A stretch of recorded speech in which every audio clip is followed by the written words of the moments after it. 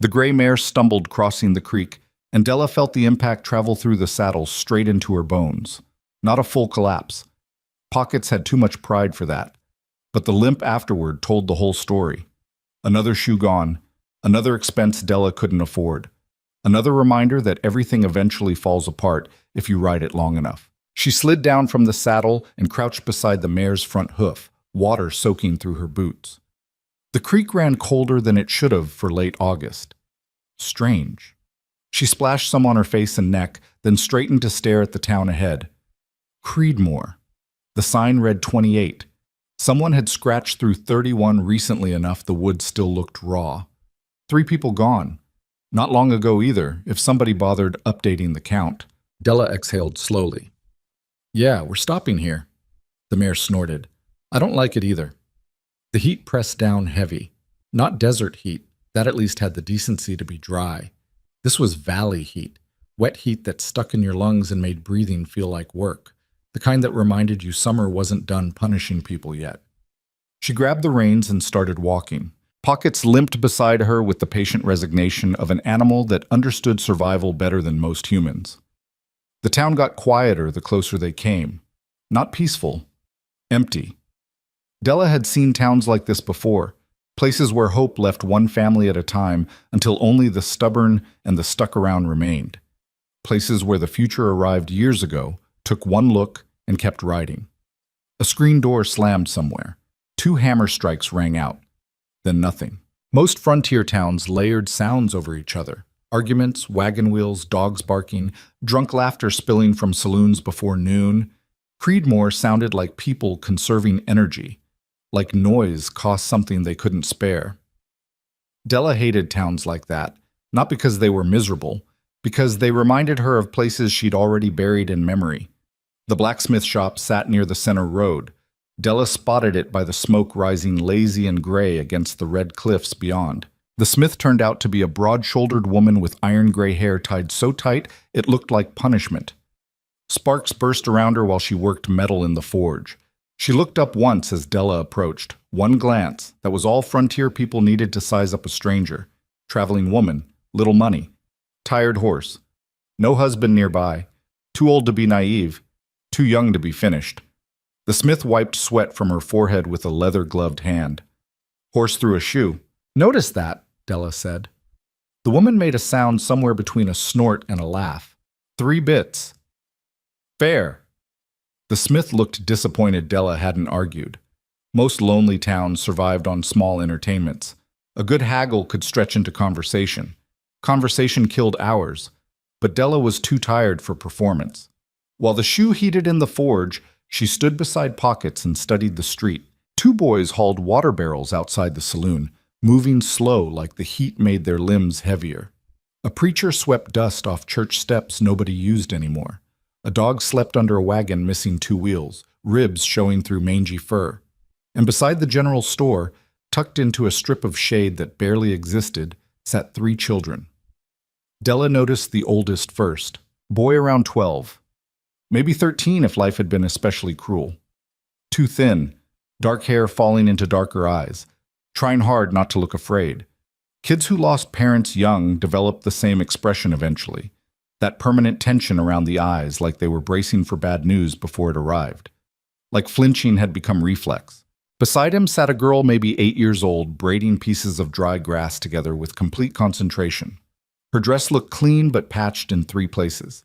Someone cared enough to mend it. That mattered. And a few feet away from both of them sat the youngest. Little boy, 4, maybe 5 years old, holding a wooden spoon in both hands. Just holding it, not playing, not talking, not moving. Just sitting there in the dust watching the road like he expected somebody to appear carrying supper and explanations. Something inside Della tightened before she could stop it. She immediately resented herself for it. She'd spent years learning how not to get involved. Getting involved cost money, time, grief, sometimes all 3 at once, and she had none to spare. Pockets tugged sideways toward a water trough, pulling Della closer to the children than she'd intended.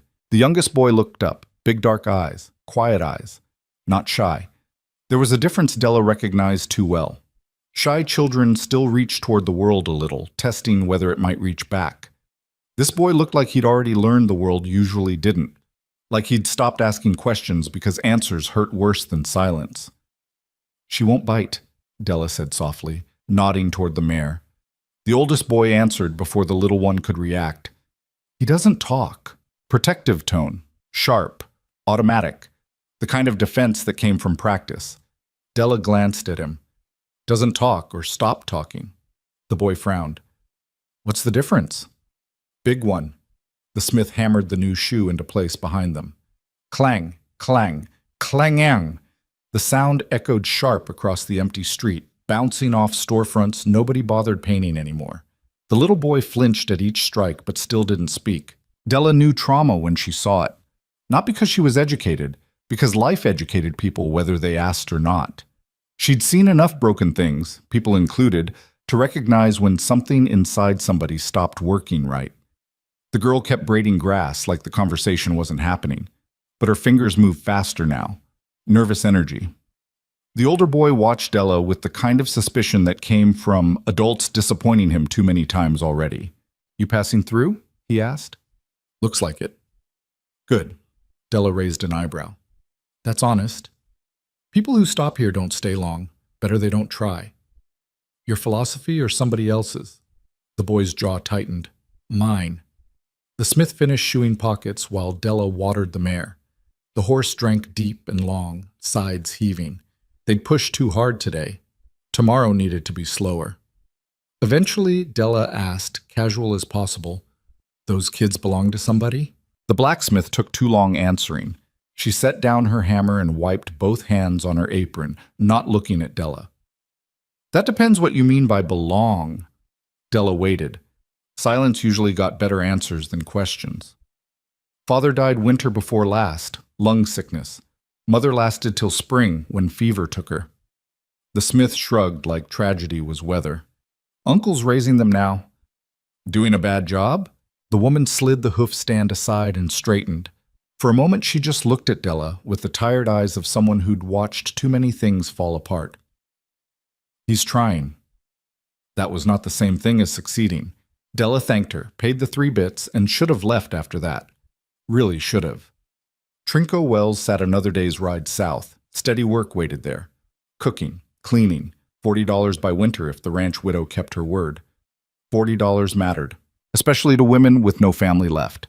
Especially to women getting older in a world that stopped valuing women the moment their youth wore off. But instead of mounting the horse, Della walked into the general store. The door creaked on hinges that needed oil. Inside smelled like dust and old wood and resignation. The dry goods shelves looked half empty already. Bad sign. Stores that couldn't keep stock were stores circling the drain. She'd seen it before. First the merchandise disappeared, then the customers. Then the building itself, boarded up and forgotten. A thin man stood behind the counter doing arithmetic in a ledger with the exhausted concentration of someone constantly losing a fight against numbers. Mid-30s, maybe. Thinning hair. Shoulders hunched like he carried weight nobody else could see. Need something? He asked without looking up. Della studied the shelves. Beans, flour, salt pork. A few bruised apples that cost too much. Coffee expensive enough to qualify as robbery. She bought flour anyway. And dried apricots. And vanilla extract she absolutely did not need. The man finally looked at her when she set everything on the counter. You staying the night? Maybe. Back room's 50 cents. Loft's 25. I'll take the loft. He nodded distractedly and made a note in the ledger. His handwriting looked cramped and angry. Numbers that wouldn't cooperate no matter how hard you wrote them. Then Della asked, "Those children outside yours?" He stiffened. Why? Just asking. They're my sisters. Della noticed his fingers tightening around the pencil until his knuckles went white. Boy doesn't talk, she said carefully. He used to. The answer landed hard in the quiet store. Final. Like a door closing. Della didn't ask more. People in pain usually hated questions. They especially hated strangers asking them. She paid for the room and carried her saddlebag up to the loft. Small space, hot, dusty, but private. A bedroll lay in the corner with a blanket that had seen better decades. She dropped her bag and sat on the floor with her back against the wall. Through the gaps in the floorboard, she could hear the man below still scratching numbers in his ledger. The sound of trying, the sound of failing quietly. Outside, the sun started its slow descent behind the cliffs. The heat didn't break. It never did this time of year. Not until full dark. And even then it just waited in the corners, ready to come back the moment morning arrived. Della closed her eyes and listened to Creedmoor settle into evening. A wagon rolled past outside. Someone coughed.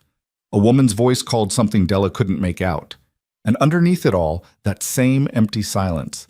Like the town was holding its breath, waiting for something that never came. She thought about the 3 children sitting in the dust. She thought about the littlest one holding that spoon. She thought about how some people stopped talking, not because they had nothing to say, but because saying things hurt too much. Then she forced herself to stop thinking about it. Not her problem, not her town, not her children. She'd learned that lesson the hard way years ago. Getting involved didn't save people. It just meant you drowned alongside them when everything went under. By evening, the temperature finally dropped enough for breathing not to feel like work. Della climbed down from the loft after washing trail dust from her face using half a basin of stale water. The water turned brown immediately. She'd been on the road too long. Everything felt gritty. Her skin, her clothes, her thoughts. The store kitchen sat behind the main room, small, cluttered, poorly organized. Whoever cooked there had given up trying a while ago. Dishes piled in a basin. Flour dusted the counter. A pot sat on the stove with something burned stuck to the bottom. The smell of old grease hung in the air. She found the uncle sitting alone at the table, staring at unpaid invoices spread across the wood like evidence of failure. "You mind if I use the stove?" she asked. He blinked, looked up, took a moment to focus on her like she'd pulled him back from somewhere far away. For what? To cook. Why? Della almost laughed, because apparently nobody had offered kindness in Creedmoor long enough for people to recognize it anymore. "Because your kitchen looks hungry," she answered. The man stared at her for several seconds. His eyes were the same dark color as the children's. Same shape, too. Family resemblance ran deep. Then he slowly nodded. "Suit yourself." Della rolled up her sleeves and got to work. Cooking always calmed her. Not because life made sense inside kitchens, because kitchens followed rules. Heat transformed things. Time transformed things. Patience mattered. Unlike people. She found what she needed in the cupboards and the small cold box outside. Not much, but enough. Cooking was about working with what you had, not what you wished for. She mixed flour with water and lard for flatbread. The dough came together rough and sticky. She kneaded it longer than necessary, working out tension in her shoulders while her hands pushed and folded. Dropped salt pork into a cast iron pan. The fat sizzled immediately. Good sound. Honest sound. Added dried chilies from a tin she carried everywhere. Her mother's recipe. Or close enough. Memory changed recipes over time until you couldn't remember what was original and what you'd invented to fill the gaps. The smell spread quickly through the little building. Real food. Not scraps. Not survival meals scraped together from whatever didn't spoil. Actual supper. The children appeared one at a time like nervous stray cats testing whether the food was worth the risk. The girl first. She stood in the doorway watching Della with big eyes that missed nothing. Then the older brother, pretending not to care, hands shoved in his pockets, shoulders trying for casual and landing on defensive. The little one came last, still carrying the spoon, still silent. Della pretended not to notice. "Sit if you're sitting," she said without turning around. Nobody moved at first. Then chairs scraped softly across wood. The kitchen filled with sounds missing from it for too long. Small sounds. Breathing, movement, expectation. The uncle stayed at the table, papers forgotten now, watching the children with an expression Della couldn't quite name. Grief, maybe. Or guilt. Probably both. Della stirred the pot slowly. The pork had started rendering fat. She added water, then beans, then salt. Not too much. Just enough. Outside, the sunset burned crimson against the cliffs, painting everything the color of old blood. Inside, the fire crackled beneath the stove. And without meaning to, Della started humming. Old tune. Older than memory. Something her mother used to sing while cooking beside a coal stove in a mining town long gone now. Della had been maybe 6 when she learned it, or 7, young enough the melody lived in her bones instead of her brain. Not a happy song, but steady, a surviving song, the kind women sang when their hands were busy and their minds needed somewhere else to go. The girl stopped moving first. Her hands went still in her lap. Then the older boy. His shoulders dropped slightly. The defensive posture softened. Della kept stirring, kept humming. The melody wandered through the kitchen like something alive, like something searching. Then she heard it. Another sound, tiny, uncertain. Behind her. The little boy, trying to hum along. The sound barely existed, like somebody remembering how to use their voice after forgetting it somewhere deep inside themselves, after locking it away where it couldn't hurt anymore. Nobody in the room breathed. Della didn't turn around, didn't react. Some moments broke if you looked directly at them, so she kept stirring the beans, kept humming. The little sound behind her grew slightly stronger, not confident, just brave. She heard the girl make a small noise, not quite a gasp, almost a sob. The older brother's chair scraped. She heard him stand, heard fabric rustle like he'd moved suddenly. The uncle went completely still. But Della just kept stirring, kept humming, let the melody carry whatever needed carrying. The little boy followed along, his voice thin and wavering but there, present, real. And then, "What's that song?" 3 words, smallest voice in the world. But the room changed the moment they appeared. The sister gasped for real this time. A sharp intake of breath that sounded like hope and terror mixed together. The older brother shoved backward from the table so fast his chair nearly tipped. His hand flew to his mouth. The uncle dropped the invoice he'd been holding. It drifted to the floor unnoticed. Nobody spoke. Nobody moved. The little boy looked frightened immediately afterward, like maybe the words escaped without permission, like he'd done something wrong by speaking. Della turned carefully. Very carefully. She crouched down slow so she was closer to his level. Not all the way. Kids didn't trust adults who tried too hard, but enough to show she was listening. "It's just a supper song," she said gently. The boy swallowed hard. His knuckles were white around the wooden spoon. "Again?" The older brother covered his mouth with both hands. His eyes filled. He turned away quickly, shoulders shaking. The girl started crying silently, tears running down her face while she smiled. The uncle stood abruptly and walked to the window, stood there with his back to everyone. His shoulders rose and fell too fast, too uneven. Della felt something painful move through her chest. Not joy, something rougher, something that hurt before it healed. Hope always did that. "Again," she said softly. "Yeah, I can do that." She sang while serving supper. The words came back slowly. Her voice wasn't good. Never had been. But it was steady. And sometimes steady mattered more than good. She filled bowls with beans and pork and flatbread torn into pieces, set them in front of the children. The girl ate like she hadn't seen food in days. The older boy ate slower, trying to maintain some dignity while his hands shook. The little one ate 3 bites, then put down his spoon, the wooden one, not the one Della had given him, and looked at her. "You staying?" Della paused, bowl half filled in her hand. Everyone waited for her answer. She should have said no. Should have said she was leaving First Light. Trinco Wells. $40. Work waiting. Life continuing somewhere else like it always did.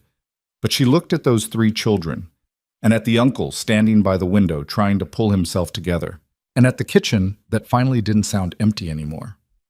"Maybe," she said. "For a bit." The little boy nodded like that was enough. "Okay." Then he picked up his spoon again and took another bite. The older brother let out a breath that sounded like it had been trapped in his lungs for months. The girl reached over and squeezed her little brother's hand. And for the first time since riding into Creedmoor, Della thought maybe staying wasn't the stupidest thing she'd ever done. Maybe it was only the second stupidest. After supper, the children helped clean up without being asked. The girl washed dishes. The older boy dried them. The little one carefully put spoons away in a drawer, arranging them by size with complete concentration. The uncle finally turned from the window. "Thank you," he said quietly. Della nodded. "He hasn't spoken since April," the man continued. "Not one word. Doctor in Spring Valley said maybe he never would again. Said sometimes grief does that. Takes your voice and doesn't give it back. Doctors don't know everything. No, I guess they don't. He looked at his nephew, the little one, with an expression that broke Della's heart a little. I've tried, he said. I've tried everything I could think of, but I'm not good at this. I'm not good at being what they need. Nobody is, Della said. Not at first. How long does it take? I don't know. Long enough you think you're failing, then a little longer. The man almost smiled. Didn't quite make it, but almost. You got kids? Had one. Lost her. The words came out flat. She hadn't meant to say them at all. They just appeared. I'm sorry. Della shrugged. Long time ago. That was a lie. It had been 8 years. 8 years felt like yesterday, and a lifetime at the same time. That why you're... He gestured vaguely at everything. The kitchen, the children, the supper that had brought a voice back from wherever it had been hiding. Maybe, Della said. Or maybe I just hate seeing food go to waste. He knew she was deflecting. She could tell. But he let it go. Room's yours as long as you want it, he said. And if you're willing to cook, I'll knock off half the cost. That's generous. That's desperate. Della almost smiled. Honesty was rare enough to be refreshing. Deal, she said. She climbed back up to the loft after the children went to bed. They slept upstairs in the room above the store. She could hear them moving around. Water splashing. The older boy's voice saying something low. The girl giggling once. Then quiet. Della lay on the bedroll staring at the ceiling. Moonlight came through the gaps in the roof, painting silver stripes across the dark. She thought about Trinco Wells, about the $40, about the life she'd been heading toward that looked exactly like the life she'd been living. Moving, working, surviving. Repeat. Nothing wrong with that. Survival mattered, but somewhere along the way she'd stopped living and started just not dying. There was a difference. She knew that now. Below her, the uncle moved around the store, putting things away, locking doors, preparing for another day of fighting numbers that wouldn't cooperate. And further away in the room above, 3 children slept. One of them had spoken today, 3 words. Then 3 more, 6 words total. But they'd changed everything. Della closed her eyes and listened to Creedmoor settle in tonight. Tomorrow she'd probably regret staying. Tomorrow she'd probably remember all the reasons getting involved was a mistake. Tomorrow she'd probably feel that familiar pull toward the horizon, toward the next town, toward the safety of leaving before things got complicated.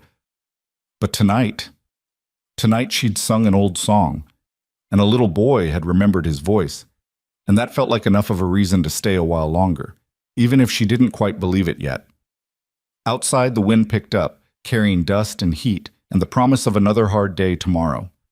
Inside the store, everything went quiet, and in the silence, Della finally let herself stop running, at least for now, at least for tonight, maybe for a little longer.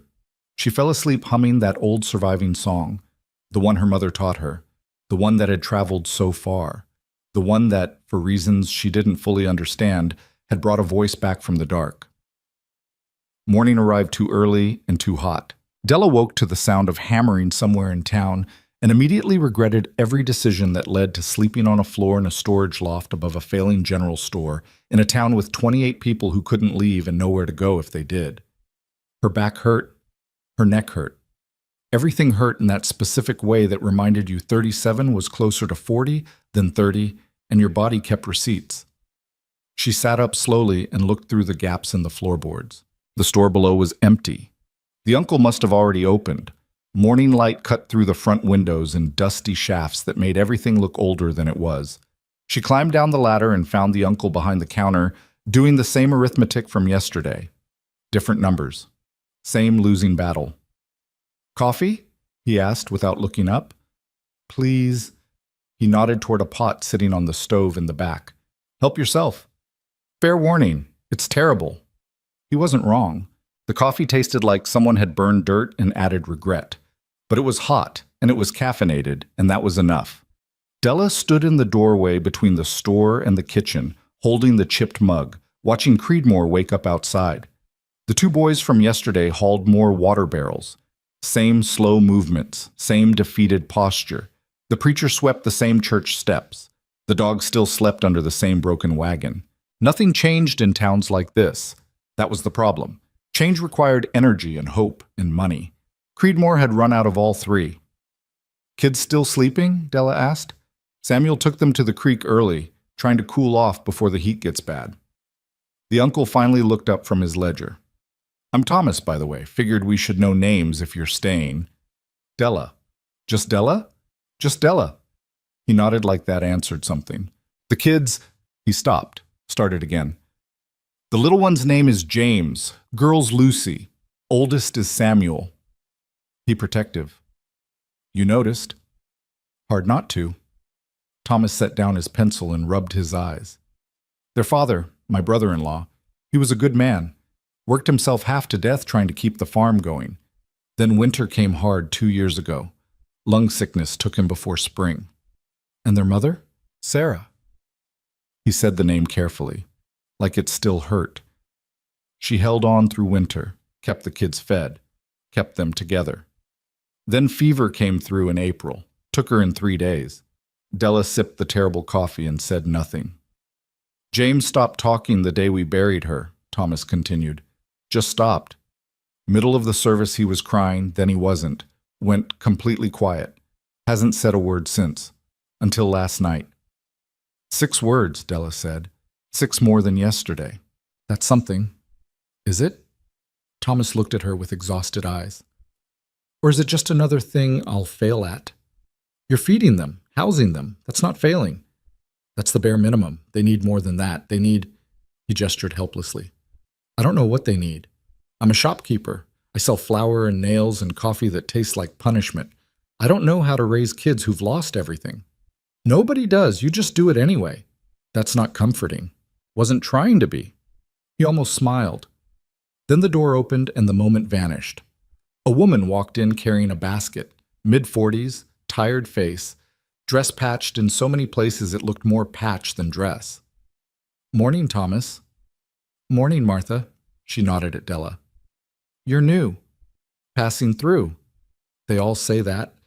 Martha set the basket on the counter. Eggs, maybe a dozen. Trade for sugar? Thomas weighed the eggs with his eyes. Half pound? Half pound's fair.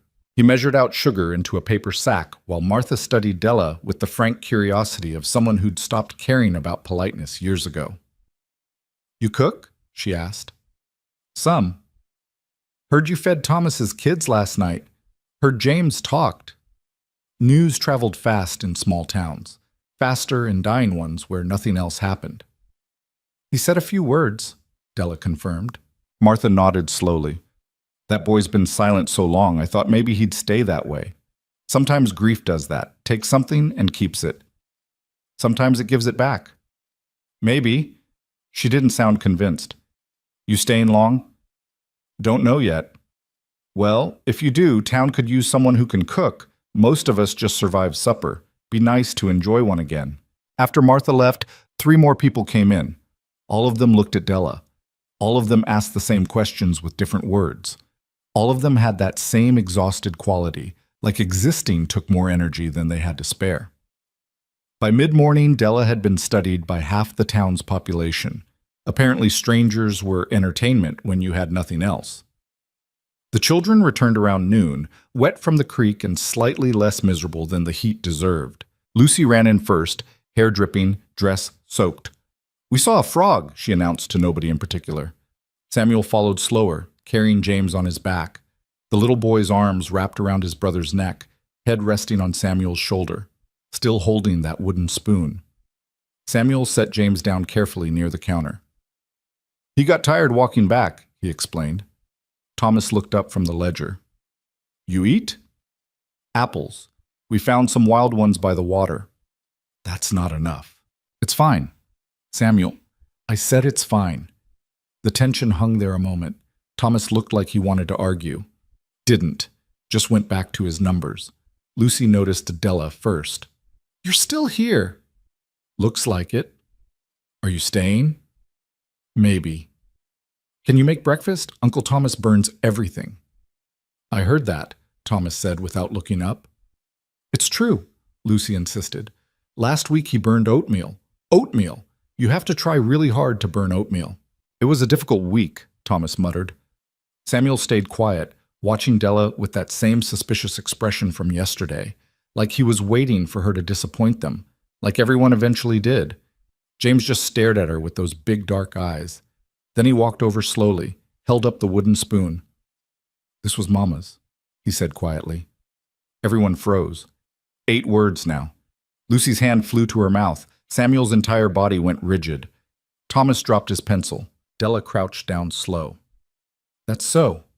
James nodded. "She used it for stir stew." 5 more words, 13 total. "Sounds like a good spoon for that," Della said gently. "You use spoons." "I do." "For cooking." "Yep." James studied her seriously, then nodded like he'd made a decision about something. "Okay." He walked back to his siblings and sat down on the floor near the counter, spoon clutched tight.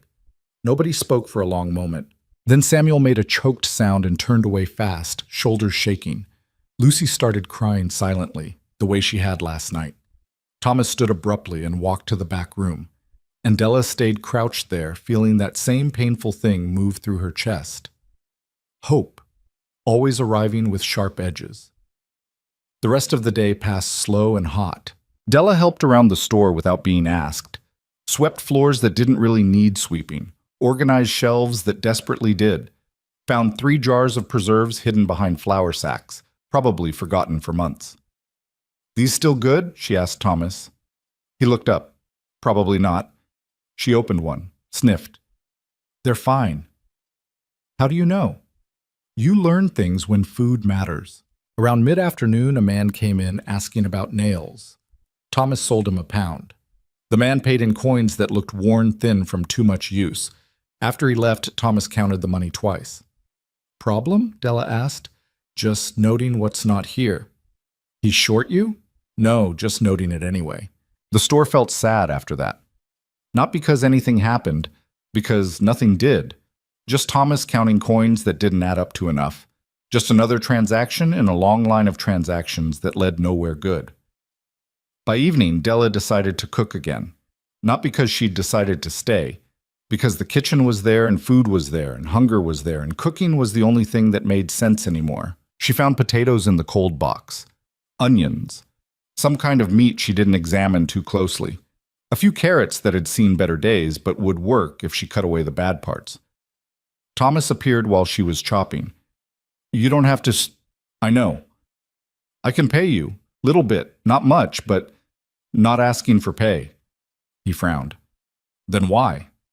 "Because standing still makes me nervous." He understood that. She could tell. "I'm the same way," he said quietly. "That's why I count money that isn't there. Keeps my hands busy, keeps my brain from thinking about everything else." Della nodded and kept chopping. They worked in silence for a while. Thomas brought in firewood, stoked the stove. Della prepared food. The rhythm felt almost comfortable. "You're running from something," Thomas said eventually. It wasn't a question. Della kept her eyes on the cutting board. "Everybody's running from something." "That's not an answer. It's the only one you're getting." He accepted that with a shrug. "Fair enough. I won't pry." "Appreciate it." "But if you're staying—" "I didn't say I was staying." "If you're staying," he repeated, "people will ask. They'll want to know your story. Small towns do that." "Let them ask." "They won't like non-answers. They'll survive." Thomas almost smiled. "You're stubborn. You're observant." This time he did smile. Small, quick, but real. The children appeared one by one again, drawn by the smell of actual food. Lucy came first, dragging James by the hand. Samuel followed last, still wearing that defensive posture like armor. "Sit," Della said. They sat. She served stew this time. Thick, hot, heavy enough to matter. The kind of meal that stuck to your ribs and reminded you food could be more than fuel. James ate 3 bites, then looked at her. "Mama made stew." "Yeah?" "On Saturdays." Samuel's fork stopped halfway to his mouth. "With carrots," James continued, "and potatoes, and the meat from the smokehouse." "Sounds good," Della said carefully. It was good. His voice got quieter. "I miss it." Lucy started crying again, silent tears running down her face while she tried to keep eating. Samuel set down his fork and stared at his bowl. Thomas had stopped breathing. James looked around at everyone's reaction, and his face crumpled. I said something wrong. No, Samuel said quickly. No, you didn't. Everyone's sad. We're not sad, Lucy whispered. We're happy you're talking. Then why are you crying? Because, her voice broke.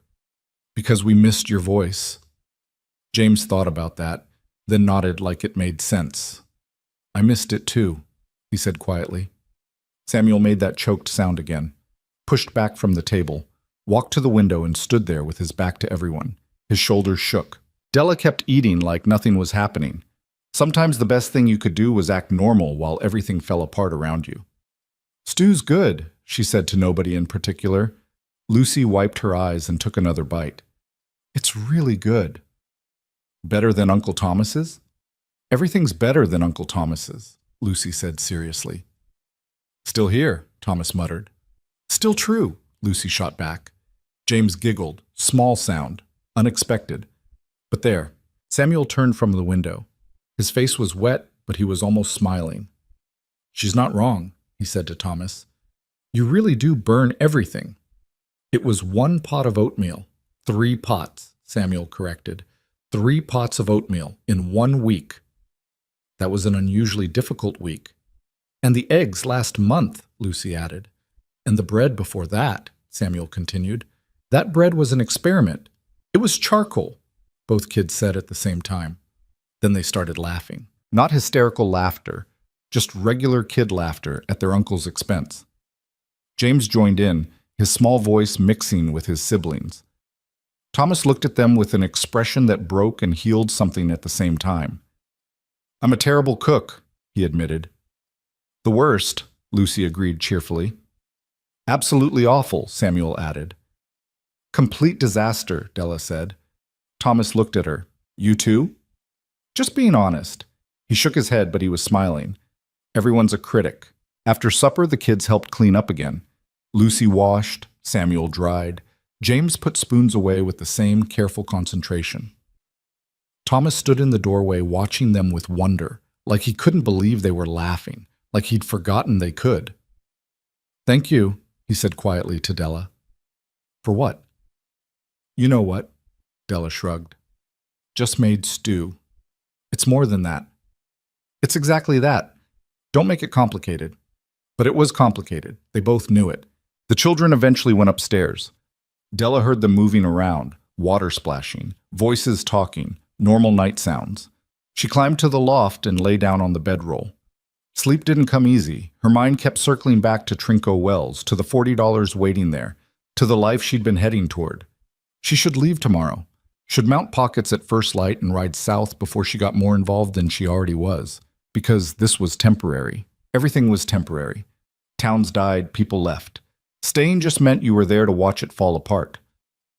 But then she thought about James talking, about Lucy laughing, about Samuel almost smiling, about Thomas looking at his nibblings like maybe things weren't completely hopeless. And something in her chest tightened. Not hope. She refused to call it that. Just something. Below her, Thomas moved around the store, locking doors, putting things away.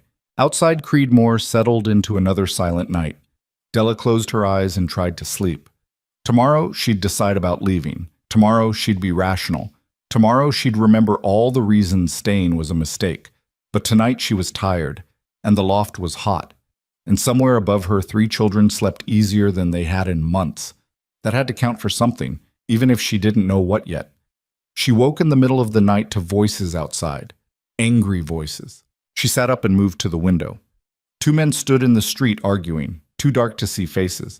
But their postures were clear enough. 1 man pushed the other. The second man pushed back. Then they both stopped and walked away in opposite directions. The street went silent again. Della waited. Nothing else happened. She lay back down and stared at the ceiling until dawn. Morning came gray and oppressive. The heat had somehow gotten worse overnight, like the valley was holding its breath before something broke. Della climbed down to find Thomas already at his ledger. You hear that last night? She asked. The arguing? Yeah. Walter and Davis, they fight once a week like clockwork. About what? Everything. Nothing. Doesn't matter. Thomas rubbed his eyes. Town's dying. People get angry when they can't leave and can't fix it. Why can't they leave? Same reason nobody can. No money, no place to go, no way to get there if they did. He gestured at the ledger. I'm 3 months behind on the store mortgage. The bank's being patient, but patience runs out. When it does, I lose this place. Then what? Then you figure something else out. Easy to say. Didn't say it was easy. The door opened before Thomas could respond. The blacksmith walked in. Same iron gray hair, same tired eyes. Thomas. Margaret. She nodded at Della. You're still here. Observant town, Della muttered. Small town, Margaret corrected. We notice when someone new doesn't run immediately. She turned to Thomas. Need to talk to you. About? Town meeting tonight. Everyone's coming. Thomas frowned. About what? About whether we're staying or leaving. The words hung heavy in the dusty air. Leaving where? Thomas asked carefully. Anywhere but here. There's talk of forming a wagon train, heading west, Oregon maybe, or California. Somewhere with water, work, future. That's insane, Thomas said flatly. Half the people here are too old to travel. The other half can't afford supplies. They're desperate enough to try anyway. When? Before winter if we're doing it, which means deciding now. Thomas looked like someone had punched him. I can't leave. I've got the store, the kids. I can't just... That's why we're meeting. To talk it through, see who's serious, see who's staying. Margaret glanced at Della. You should come too. I'm not part of this town. You fed Thomas's kids. You got James talking. That makes you part of it whether you want to be or not. I'm leaving soon anyway. Then it won't matter if you sit in on one meeting. Della wanted to argue, wanted to say she didn't get involved in town politics or town problems or town anything, but Margaret was already leaving. Tonight, she called back. After supper, church building. The door closed. Thomas sat down heavily. This is bad, he said quietly. Maybe not. Maybe people just need to talk. You don't understand. If people start leaving, the town collapses. Store can't survive on 12 customers. Bank forecloses. Then I've got nothing. 3 kids and nothing. You've survived this long. Barely. He looked at her. You really leaving soon? Della hesitated. Was planning on it. But nothing. There's always a but. She didn't answer. The day dragged past slow and heavy. More people came into the store. All of them mentioned the meeting. All of them looked at Della like she represented something, hope or change or just difference. She hated it. By evening, the entire town gathered in the church building, 28 people counting the children. Della stood in the back, arms crossed, telling herself she could leave any time. Margaret stood at the front. Everyone knows why we're here, she started. So I'll be direct. This town is dying, has been for years. Question is whether we die here or try something else. There's nothing else, someone called out. There's Oregon. Oregon's 2,000 miles away. California's closer. California's full of people who already took the good land. The room erupted into arguments. Margaret let it go for a minute, then held up her hand. Listen, I know it's hard, I know it's risky, but staying here means watching everything collapse. At least moving means we're trying. Some of us can't move, an old man said. Too old, too poor, too tired. Then we figure out who can and who can't. Pool resources, help each other. Help with what? Thomas stood. Most of us don't have resources to pool. We're barely surviving now. Which is why staying guarantees failure, Margaret shot back. At least leaving gives us a chance. The argument went on for an hour. People yelled, people cried, people stared at the floor saying nothing because there was nothing left to say. Finally, Margaret called for a vote. Who's willing to consider leaving? 12 hands went up. Who's definitely staying? 8 hands. The rest didn't vote. Too tired, too scared, too uncertain. We'll meet again next week, Margaret said. Think it through. Talk to your families. Decide what you can live with. The crowd dispersed slowly. Della found herself walking back to the store with Thomas and the kids. Nobody spoke. The night air felt thick enough to choke on. Inside the store, Thomas lit a lamp and sat at his table without looking at the ledger. They're going to leave, he said quietly. Half the town's going to leave, and the rest of us will starve here alone. Samuel stood in the doorway listening. Lucy held James's hand tight. "We could go too," Samuel said carefully. Thomas looked at him. "Go where?" "Wherever they're going. Oregon, California, somewhere." "With what money? What supplies? What plan?" "I don't know, but staying here feels like giving up. And leaving feels like dying on the trail. We're dying here anyway, just slower." The words hit hard because they were true. Thomas had no answer to that. Nobody did. Della should have stayed quiet, should have let them figure it out themselves, but she heard herself say, "There's another option." Everyone looked at her. "You make the town worth staying for." Thomas laughed bitterly. "How? There's no work, no water, no future." "There's people, there's buildings, there's land. That's more than nothing. That's not enough." "Maybe it could be." "You don't know what you're talking about." "You're right, I don't. But I know giving up guarantees failure, and running guarantees nothing." "So what do you suggest?" Della didn't have an answer. She was a drifter, a cook, a woman who survived by not getting attached to places or people or plans. She had no business suggesting anything, but she looked at those three kids standing in the doorway, at James holding his mother's spoon, at Lucy trying not to cry, at Samuel trying to be brave. And she thought about how some things mattered even when they didn't make sense. "I don't know," she admitted, "but maybe we figure it out together." Thomas stared at her. "You said you were leaving." "I say a lot of things." "Are you staying?" Della took a breath. This was the moment, the decision point. Leave or stay, safety or risk, alone or involved. "Yeah," she heard herself say, "I'm staying." The word surprised her as much as anyone. Samuel's expression shifted, something like hope flickering behind the suspicion. Lucy smiled through tears. James walked over and held up his spoon. "For cooking?" he asked. Della looked down at him, at this little boy who'd lost everything and still somehow kept going. "Yeah," she said softly. "For cooking." He nodded seriously, then handed her the spoon. "You hold it." "James," Samuel started. "It's okay," James said. "Mama would want someone to use it." The room went completely silent. Thomas covered his face with both hands. Lucy sobbed once and turned away. Samuel's jaw trembled, and Della stood there holding a wooden spoon that meant everything to a little boy who'd just learned how to share his grief. "I'll take good care of it," she promised. James nodded. "I know." Then he walked over to his uncle and climbed into his lap. Thomas held him tight. The other kids joined them, and Della stood there with a wooden spoon in her hand, thinking about how sometimes you stopped running, not because you found what you were looking for, but because you found something that needed you to stay. Outside, the wind picked up. Inside, the lamp burned low. And Creedmoor sat in the dark, waiting to see if morning would bring hope or just another day of slow dying. Della looked at the spoon in her hand, then set it carefully on the counter. Tomorrow she'd figure out what staying meant. Tonight she just needed to accept she'd made the choice. For better or worse, she'd stayed. The next morning, Della woke to shouting outside. Not angry shouting, panicked shouting. She rolled off the bedroll and moved to the window fast. Down in the street, two men were running toward the well at the center of town. Other people poured out of buildings, all moving in the same direction. Something was wrong. Della climbed down the ladder so fast she nearly missed the last rung. Thomas was already at the door, still buttoning his shirt.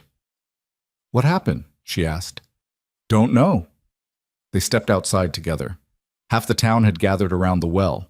Margaret stood at the edge peering down into the darkness. The two men who'd been running had a rope and were lowering something. "How deep?" one called down. "Can't see bottom," the other answered. "That's not possible. Water's usually 15 feet down." "Well, it's not there now." Thomas pushed through the crowd. "What's going on?" "Well's dry," Margaret said without looking up. "Completely dry." "That's impossible. We drew water yesterday." "Tell that to the well." The men pulled the bucket back up, empty except for mud at the bottom. "There's nothing," one confirmed. "Just mud and rocks." The crowd went quiet. Then everyone started talking at once. "How can it be dry?" "Underground stream must have shifted." "What do we do?" "Where do we get water?" "The creek's a mile away." "Creek might be dry too." "Then we're dead." That last statement killed the conversation, because it was true. Towns didn't survive without water. You could survive without work, without money, without hope even, but not without water. Margaret raised her voice. Everyone calm down. We'll send someone to check the creek. And there's other wells. We'll figure this out. When? Someone called. We've got maybe 2 days of stored water. Then what? Then we ration what we have while we find more. And if there isn't more? Margaret didn't answer that. Della watched the crowd, saw fear spreading like infection, saw people who'd been considering leaving suddenly making calculations, saw the death of a town happening in real time. Thomas looked like someone had hit him. This is it, he said quietly.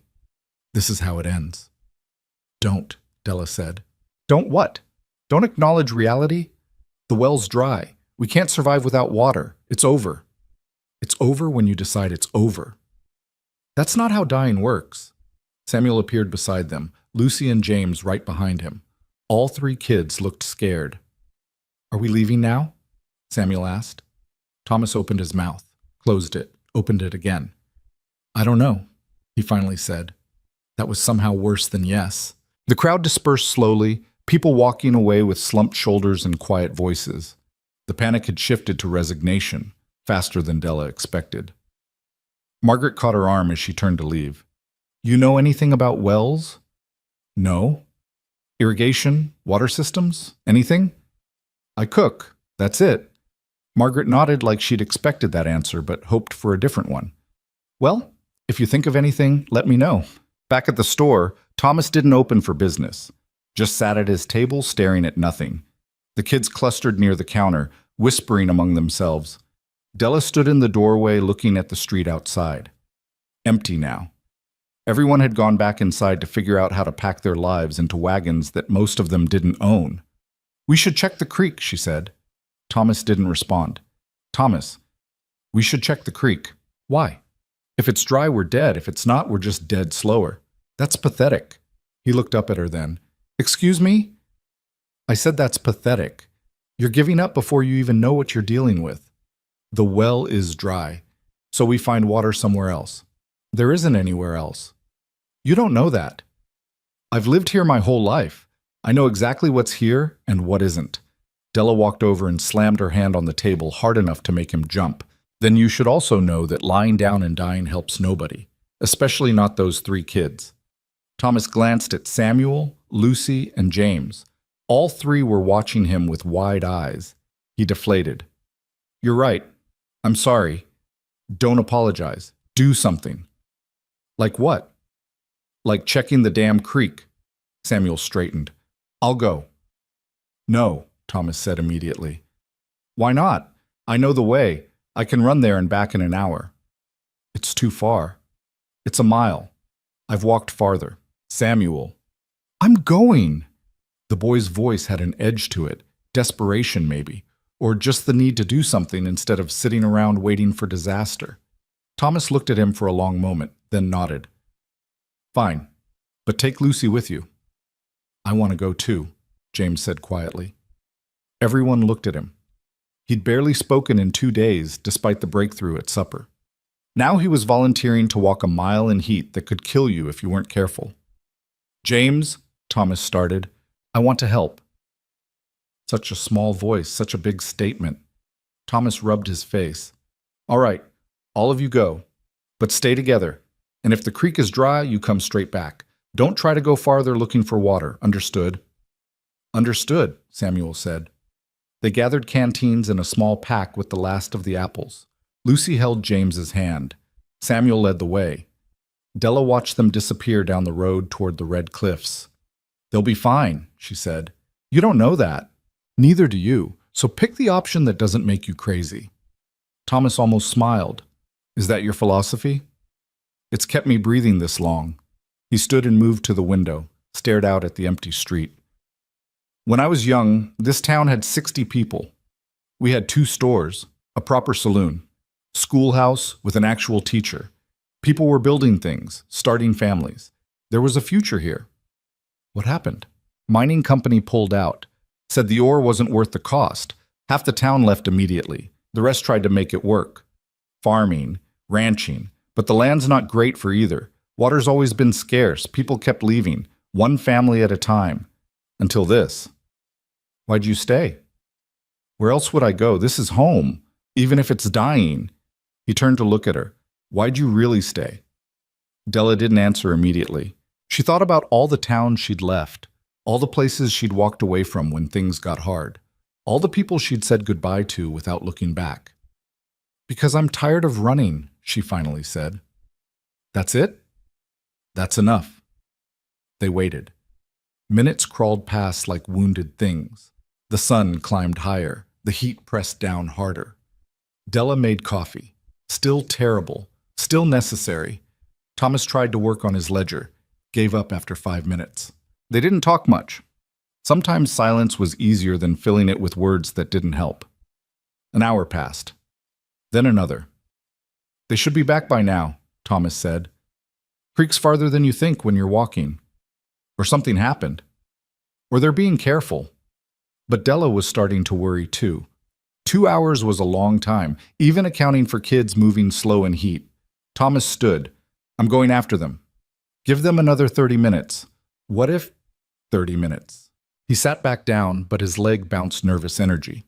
20 minutes later, Samuel appeared at the end of the road. Walking. Not running. Lucy beside him, James on Samuel's back again. All 3 of them soaked. Thomas was out the door before Della could move.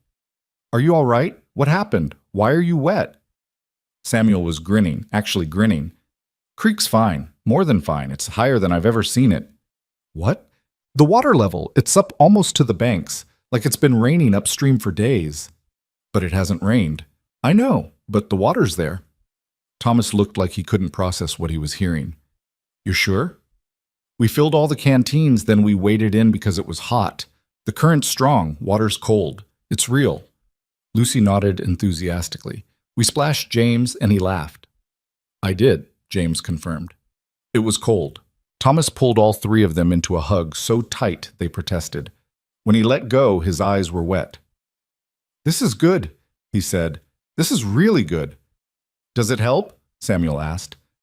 It helps. If the creek's running strong, we can haul water. It'll be work, but we can survive. Della felt something loosen in her chest. Not relief exactly, just less dread. Margaret appeared from somewhere, moving fast for a woman her age. I heard shouting. What's wrong? Nothing, Thomas said. Creek's fine. Water's there. Margaret stopped. You're sure? Kids saw it themselves. She closed her eyes briefly. That's something, at least. It's more than something. It means we have time. Time for what? To haul water a mile every day? That's not sustainable. It's better than dying. Margaret couldn't argue with that. Word spread fast. Within an hour, most of the town knew the creek was running. The immediate panic faded. But the underlying problem remained. One well being dry was manageable if you could haul water. But if the water table was dropping, other wells would follow. And hauling water from a mile away worked for drinking and cooking. Not for much else. That evening, Margaret called another meeting. Smaller this time. Just the people who hadn't already decided to leave. 16 people counting Della and the kids. They gathered in the church again. The space felt too big with so few bodies in it. All right, Margaret started. We've got water at the creek for now, but we need a plan for when that's not enough. What kind of plan? Someone asked. I don't know. That's why we're talking. We could dig another well. With what equipment? What money? We pool resources. We don't have resources to pool. The conversation circled the same drain as before. Lots of problems. No solutions. Della sat in the back, listening, watching people who were trying hard but didn't know what they were trying toward. Finally, she stood. Everyone looked at her. What if you stopped trying to survive and started trying to live? Silence. What does that mean? Margaret asked. It means you're all focused on water, on wells, on the immediate crisis. But you're not asking why anyone would stay even if you solved the water problem. Because it's home, someone said. Home isn't enough. Not when home is dying. You need a reason to rebuild, something that makes Creedmoor worth the effort. Like what? Della didn't have an answer. She'd spoken without thinking. Now everyone was waiting for her to provide solutions she didn't have. I don't know, she admitted, but there has to be something this town can offer that other places can't. Thomas stood. She's right. We can't just survive. We need to give people a reason to come here, to stay here, to invest here. What reason? We don't have mining, don't have good farmland, don't have anything worth selling. We have location, Della said slowly. The idea was forming as she spoke. You're between larger towns. Maybe you become a way station, a place where travelers stop, rest, resupply. We're not on any major routes. Then you make yourself worth the detour. Margaret leaned forward. How? I don't know. Good food, maybe. Cheap rooms. Services travelers need, something that makes stopping here better than pushing through to the next place. The room went quiet. People were thinking. That's not a bad idea, someone finally said. It's a terrible idea, someone else countered. We don't have travelers. We don't have infrastructure. We don't have anything to offer. So we build it, Thomas said. With what? With what we have. We fix up buildings, offer services, spread word that Creedmoor is worth stopping at. That'll take months, maybe years. We'll be dead by then. Or we'll have built something. The argument continued, but the tone had shifted. People weren't just talking about leaving anymore. They were considering staying, maybe. After the meeting, people dispersed slowly. Some looked thoughtful. Others looked skeptical. Most looked exhausted. Thomas walked back to the store with Della and the kids. Do you really think that could work? He asked. No idea. That's honest, at least. It's all I've got. Still more than we had yesterday. That night, Della lay in the loft, thinking about what she'd suggested. A way station. It was barely an idea, more like the ghost of one. But maybe that was enough to start. She thought about her daughter, about the life she'd lost 8 years ago, about all the choices she'd made since then that led to running instead of staying. Maybe staying was the harder choice. Maybe that's why it mattered. The next morning, she woke to find Thomas already up, writing something at his table. What's that? She asked. List of things we'd need for the way station idea. He looked up. I couldn't sleep. Figured I'd use the time. Della read over his shoulder. The list was long, overwhelming even. That's a lot, she said. Yeah. You really want to try this? I really want to try something. This is as good as anything. It might fail. Everything might fail. At least this way we fail trying. Della nodded. That made sense in a way most things didn't. All right. Where do we start? Thomas looked at her. We? You think you're doing this alone? I thought you were just passing through. I was. Then I stayed. Now I'm helping. Don't make it complicated. He smiled.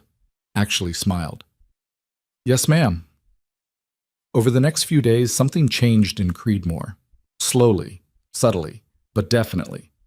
People started talking about the future in present tense instead of past. Margaret organized work crews to haul water from the creek in barrels. It was hard work, hot work. But people did it. Thomas and 2 other men started repairing the old boarding house at the edge of town. The roof leaked. The floors were rotted in places. But the bones were good. Della took over cooking for the work crews. Nothing fancy, just solid meals that kept people going. The kind of food that said someone cared whether you ate or just survived. The kids helped where they could. Samuel hauled water with the adults, trying to prove he was strong enough. Lucy organized the children too young for heavy work into a group that carried messages and small supplies between work sites. And James started talking more. Not constantly, not even frequently, but more. He'd say things like, "That board's heavy," or "Lucy's fast," or "Della makes good bread." Small observations, quiet statements. But each one felt like progress. One afternoon, Della found him sitting near the store holding his mother's spoon. You all right? She asked. He nodded, just remembering. That's okay. It still hurts. Yeah, it probably always will. He looked up at her with those big dark eyes. Does it get better? It gets different. That's the best I can promise. James thought about that, then nodded like it was enough. Okay. He stood and walked over to where she'd been preparing vegetables. Can I help? Della handed him a small knife. Carrots. Cut them in pieces about this big. He worked carefully, tongue poking out in concentration. They didn't talk. Sometimes helping was better than talking anyway. By the end of the second week, progress was visible. The boarding house had a new roof, windows that closed, floors that didn't threaten to collapse. The old saloon got cleaned out. Someone found tables and chairs in a storage shed. They weren't nice, but they were functional. And Della's kitchen, because that's what everyone started calling it, became the center of everything. People gathered there in the evenings after work, ate together, talked, made plans. It wasn't hope exactly, but it was close enough to keep people moving forward. Then the stranger arrived. Della saw him first, single rider coming from the south, moving slow. Horse looked tired. The man dismounted near the store and tied his horse to the post. Mid-40s maybe? Weathered face? Clothes that had seen too many miles. He walked into the store like he owned it. "Help you?" Thomas asked. "Heard you're fixing up the town, turning it into a way station." Thomas and Della exchanged glances. "Where'd you hear that?" "Spring Valley. Woman there mentioned it. Said Creedmoor was trying to make a go of things." "We're trying," Thomas admitted. The stranger looked around. "Doesn't look like much." "It's more than it was." "You got rooms?" "Boarding house up the road, 50 cents a night." The man nodded. "I'll take one. And supper, whatever you're making." "Stew," Della said. "Fine." He paid Thomas and left to settle his horse. After he was gone, Thomas turned to Della. "Word spreading." "Apparently." "That's good, right?" "That's something." But Della felt uneasy. She couldn't explain why. Just a feeling in her gut that said the stranger was trouble wearing regular clothes. That evening she made extra stew. The stranger ate with everyone else in the old saloon. People were curious about news from other towns. He shared some. Prices in Spring Valley, weather conditions on the southern route, gossip about mining companies, normal traveler conversation. But Della watched him. The way his eyes moved, taking in everything, calculating. After supper, he approached her while she was cleaning up. "Good meal," he said. "Thanks." "You the cook here?" "I am." "Town's lucky to have you." He smiled, didn't reach his eyes. "Name's Carson." "Della." "You from around here, Della?" "Passing through originally." "Decided to stay?" "Something like that." He nodded like that answered a question he hadn't asked. "Well, town like this needs stability. Someone reliable. Glad you're here." Then he walked away. Della stood there with dirty dishes in her hands, feeling like she'd just been assessed and categorized. She didn't like it. That night, she couldn't sleep. Something about Carson bothered her. Not anything obvious, just a feeling. She'd learned to trust feelings like that. They usually meant trouble was coming, and your brain noticed before you did. Around midnight, she heard voices outside. Quiet voices. She moved to the window. Carson stood in the street talking to two other men she didn't recognize. They'd arrived quietly. No announcement, no checking in. She couldn't hear what they were saying, but their postures were wrong, too casual, like they were trying to look harmless while discussing something that wasn't. After a few minutes, they dispersed. Carson went back to the boarding house. The other two men disappeared into the darkness. Della lay back down but didn't close her eyes. Tomorrow she'd talk to Thomas.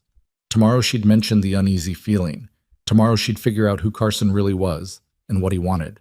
But tonight she just watched the ceiling and listened to Creedmoor sleep and wondered if they'd accidentally invited something dangerous into a town that couldn't afford any more problems. Outside, the wind picked up, dry wind, the kind that carried dust and trouble in equal measure. And somewhere in the darkness, something laughed. Probably just a coyote. Probably. But Della didn't sleep the rest of the night. Morning came too bright and too quiet. Della climbed down from the loft to find Thomas already awake, standing at the window staring at something outside. "What is it?" she asked. "Carson's still here, and he's got more friends now." She moved beside him and looked out. 5 men total. All gathered near the boarding house, all wearing the same casual posture that looked wrong, like actors playing travelers but forgetting some of the details. "You recognize any of them?" Della asked. "No, but I don't like it." "Neither do I." They watched the men talk for a few minutes. Then the group split up. 2 headed toward the old saloon. One walked toward the creek. Carson and another man stayed near the boarding house. They're scouting, Della said. For what? That's what worries me. Thomas turned to face her. You think they're dangerous? I think there's something, and something's usually worse than nothing in towns this small. Should we ask them to leave? On what grounds? They paid for rooms. They're not causing trouble. Yet. So we just wait? We watch, and we're careful. Samuel appeared from upstairs, Lucy and James right behind him.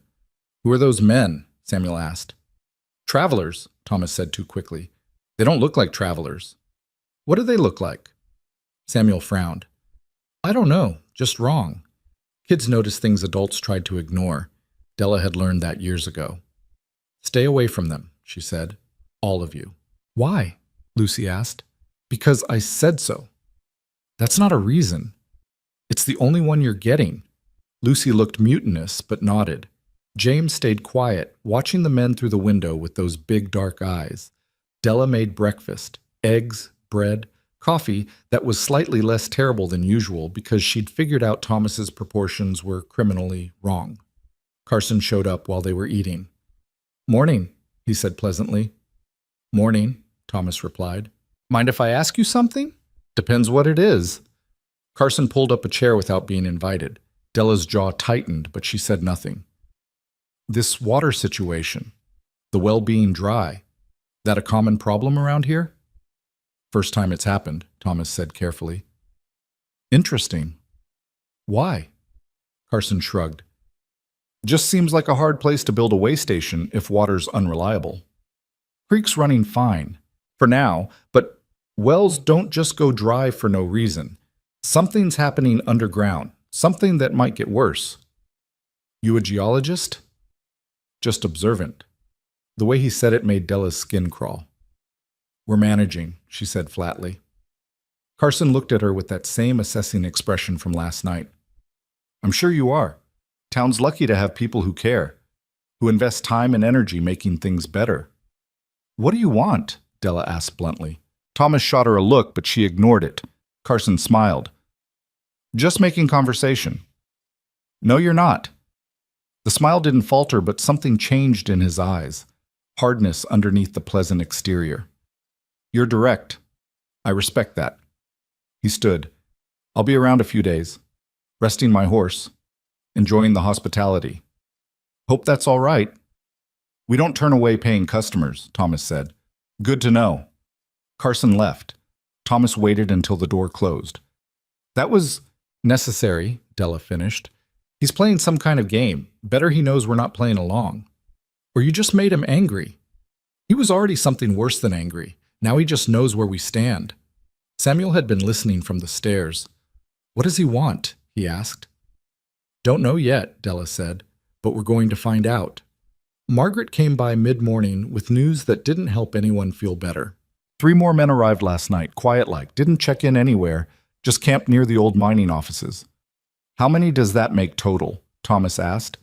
8 that I've counted. Could be more. 8 men don't just show up in a dying town for no reason, Della said. No, they don't. Margaret looked grim. I asked around. Nobody knows them. Nobody invited them. They just appeared. Like they were waiting for something, Thomas said slowly. Or someone told them to come. Della thought about the way Carson had asked about the water, about the well going dry, about infrastructure and investment. Then it clicked. They want the town, she said. Everyone looked at her. What? Margaret asked. They want Creedmoor. Or at least they want us gone so they can take it. Why would anyone want a dying town with no water? Because it's not dying anymore. Because we're fixing it. Because word's spreading that there might be a future here. Thomas shook his head. That doesn't make sense. There's nothing valuable here. There's location. You said it yourself. Between larger towns. Right spot for a way station. Maybe they've been watching, waiting for the town to empty out. Then we started rebuilding and complicated their plans. Margaret was quiet for a moment. If that's true, she finally said, we're in trouble. We were already in trouble, Della replied. Now we just know what kind. That afternoon, Della walked through town with purpose. She wasn't just cooking anymore. She was watching, learning layouts, counting people, figuring out sight lines and exit routes, and all the survival instincts she'd developed over years of being a woman alone in places that weren't always safe. She found Samuel near the boarding house, pretending to fix a fence that didn't need fixing. "What are you doing?" she asked quietly. "Same as you, watching." "I told you to stay away from them." "You said stay away, didn't say don't watch." Della wanted to argue, but the kid had a point. "What have you seen?" "Two of them went to the old mining offices this morning, came back with papers, legal-looking papers." "You see what they said?" "No, but they looked important." Della filed that away. "Anything else?" "They keep asking people questions about who owns what, who's staying, who's leaving, like they're taking inventory." "They are. Of what?" "Everything." "They're figuring out what it would take to own this place." Samuel's face darkened. "This is our town." "Towns belong to whoever can hold them.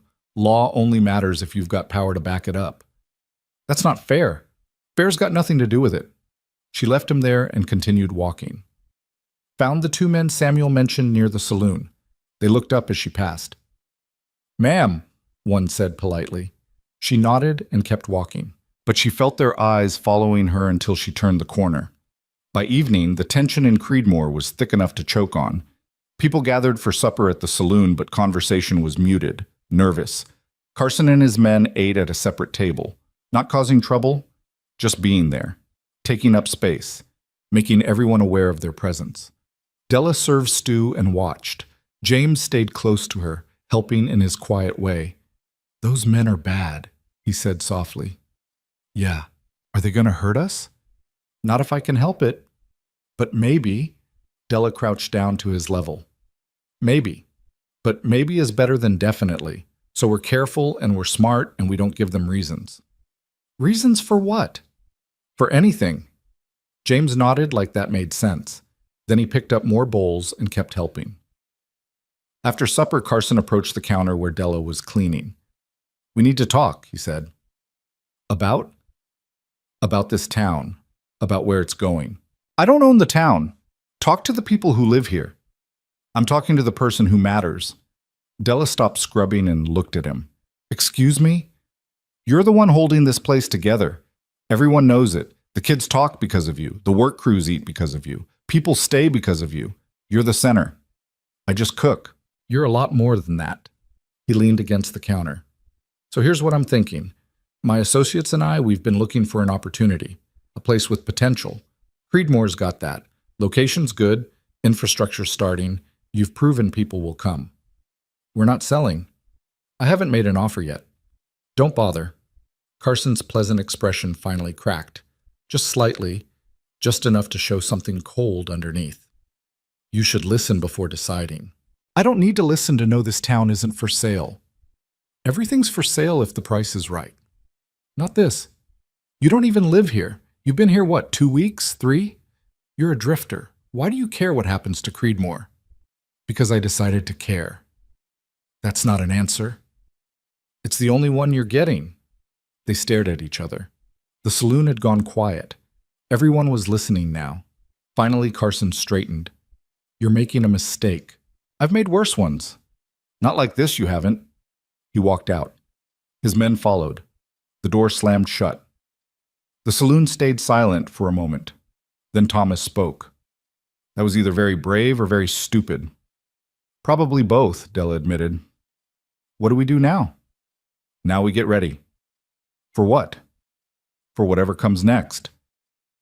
That night, Della didn't go up to the loft. She stayed in the kitchen with a chair propped under the door handle and a heavy iron pan within reach. Not because she expected immediate violence, because expecting the worst kept you alive longer than hoping for the best. Around midnight, she heard voices outside. She moved to the window carefully. Carson and 4 of his men stood in the street. They weren't being quiet anymore, weren't pretending. They were arguing about something. One man pointed toward the store. Another shook his head. Carson said something sharp that made them all go still. Then they dispersed. But 2 stayed behind, watching the store. Della moved away from the window and checked the back door. Locked, barred. Good. She sat back down with the pan in her lap and waited for morning. Dawn came slow and red. Bad color. Blood color. Della was exhausted but wired. Coffee helped slightly. Not enough. Thomas came down looking like he hadn't slept either. "They're still out there," he said. "I know." "What's the plan?" "Don't have one yet." "That's comforting." "Wasn't trying to comfort you." The kids appeared. All three looked scared but trying to hide it. "Are we in danger?" Lucy asked. Thomas started to say no, but Della cut him off. "Yes." "Della?" "Don't lie to them. They're not stupid." Samuel nodded. "What kind of danger?" "The kind where men want something and don't care how they get it." "What do they want?" "The town. Or us gone. Maybe both." "Can't we just leave?" Lucy asked. "We could," Della said. "But where would we go? And what happens to everyone else here?" "That's not our problem." "Yes, it is, because we decided it was." James walked over and took Della's hand. "We stay," he said quietly. "We fight." Such a small voice saying such big words. Samuel put his hand on his brother's shoulder. "He's right. We stay." Lucy looked between her brothers, then nodded. "Okay, we stay." Thomas looked like someone had knocked the wind out of him. "You don't have to do this," he said to Della. "This isn't your fight." "Yeah, it is. I made it mine when I stayed." "But no buts. We're doing this." Margaret arrived an hour later with 7 other people. Everyone who'd decided to stay and rebuild. They gathered in the store. "We've got a problem," Margaret started. "We know," Thomas said. "Those men aren't leaving, and they're not friendly anymore. One of them tried to buy my forge this morning. When I said no, he suggested I might reconsider. Heavily suggested." "Same here," another man said. "Came by the boarding house, said my rates were too high, said maybe I should close down before something unfortunate happened." The stories continued. Threats disguised as suggestions. Offers backed by intimidation. The message was clear: sell or suffer. "What do we do?" someone asked. Everyone looked at Della. She wanted to say she didn't know, that she was just a cook, that she'd never led anything more complicated than a kitchen, but that wasn't true anymore. "We don't sell," she said. "We don't leave. We make it clear this town isn't theirs to take." "How?" "By being here, by working, by refusing to be scared into nothing. They're bigger than us, more of them, probably armed. Probably, but we've got something they don't." "What's that?" "A reason to stay." It wasn't a great answer, but it was enough to keep people from running immediately. They spent the morning organizing. Men gathered what weapons they could find. Not much. A few old rifles, some knives. Mostly just tools that could double as weapons if necessary. Women inventoried supplies, food, water, medical materials. Kids were sent to watch the roads. Report movement. Della kept cooking because people needed to eat, and having something normal happening felt important. Around noon, Carson appeared at the store door. "Need to talk," he said. "I'm listening," Della replied. "Not here. Outside." "No." "You don't trust me?" "Not even slightly." He smiled like that was fair. "Bring whoever you want. I'll be in the street, unarmed. Just want to talk." He left. Thomas looked at her.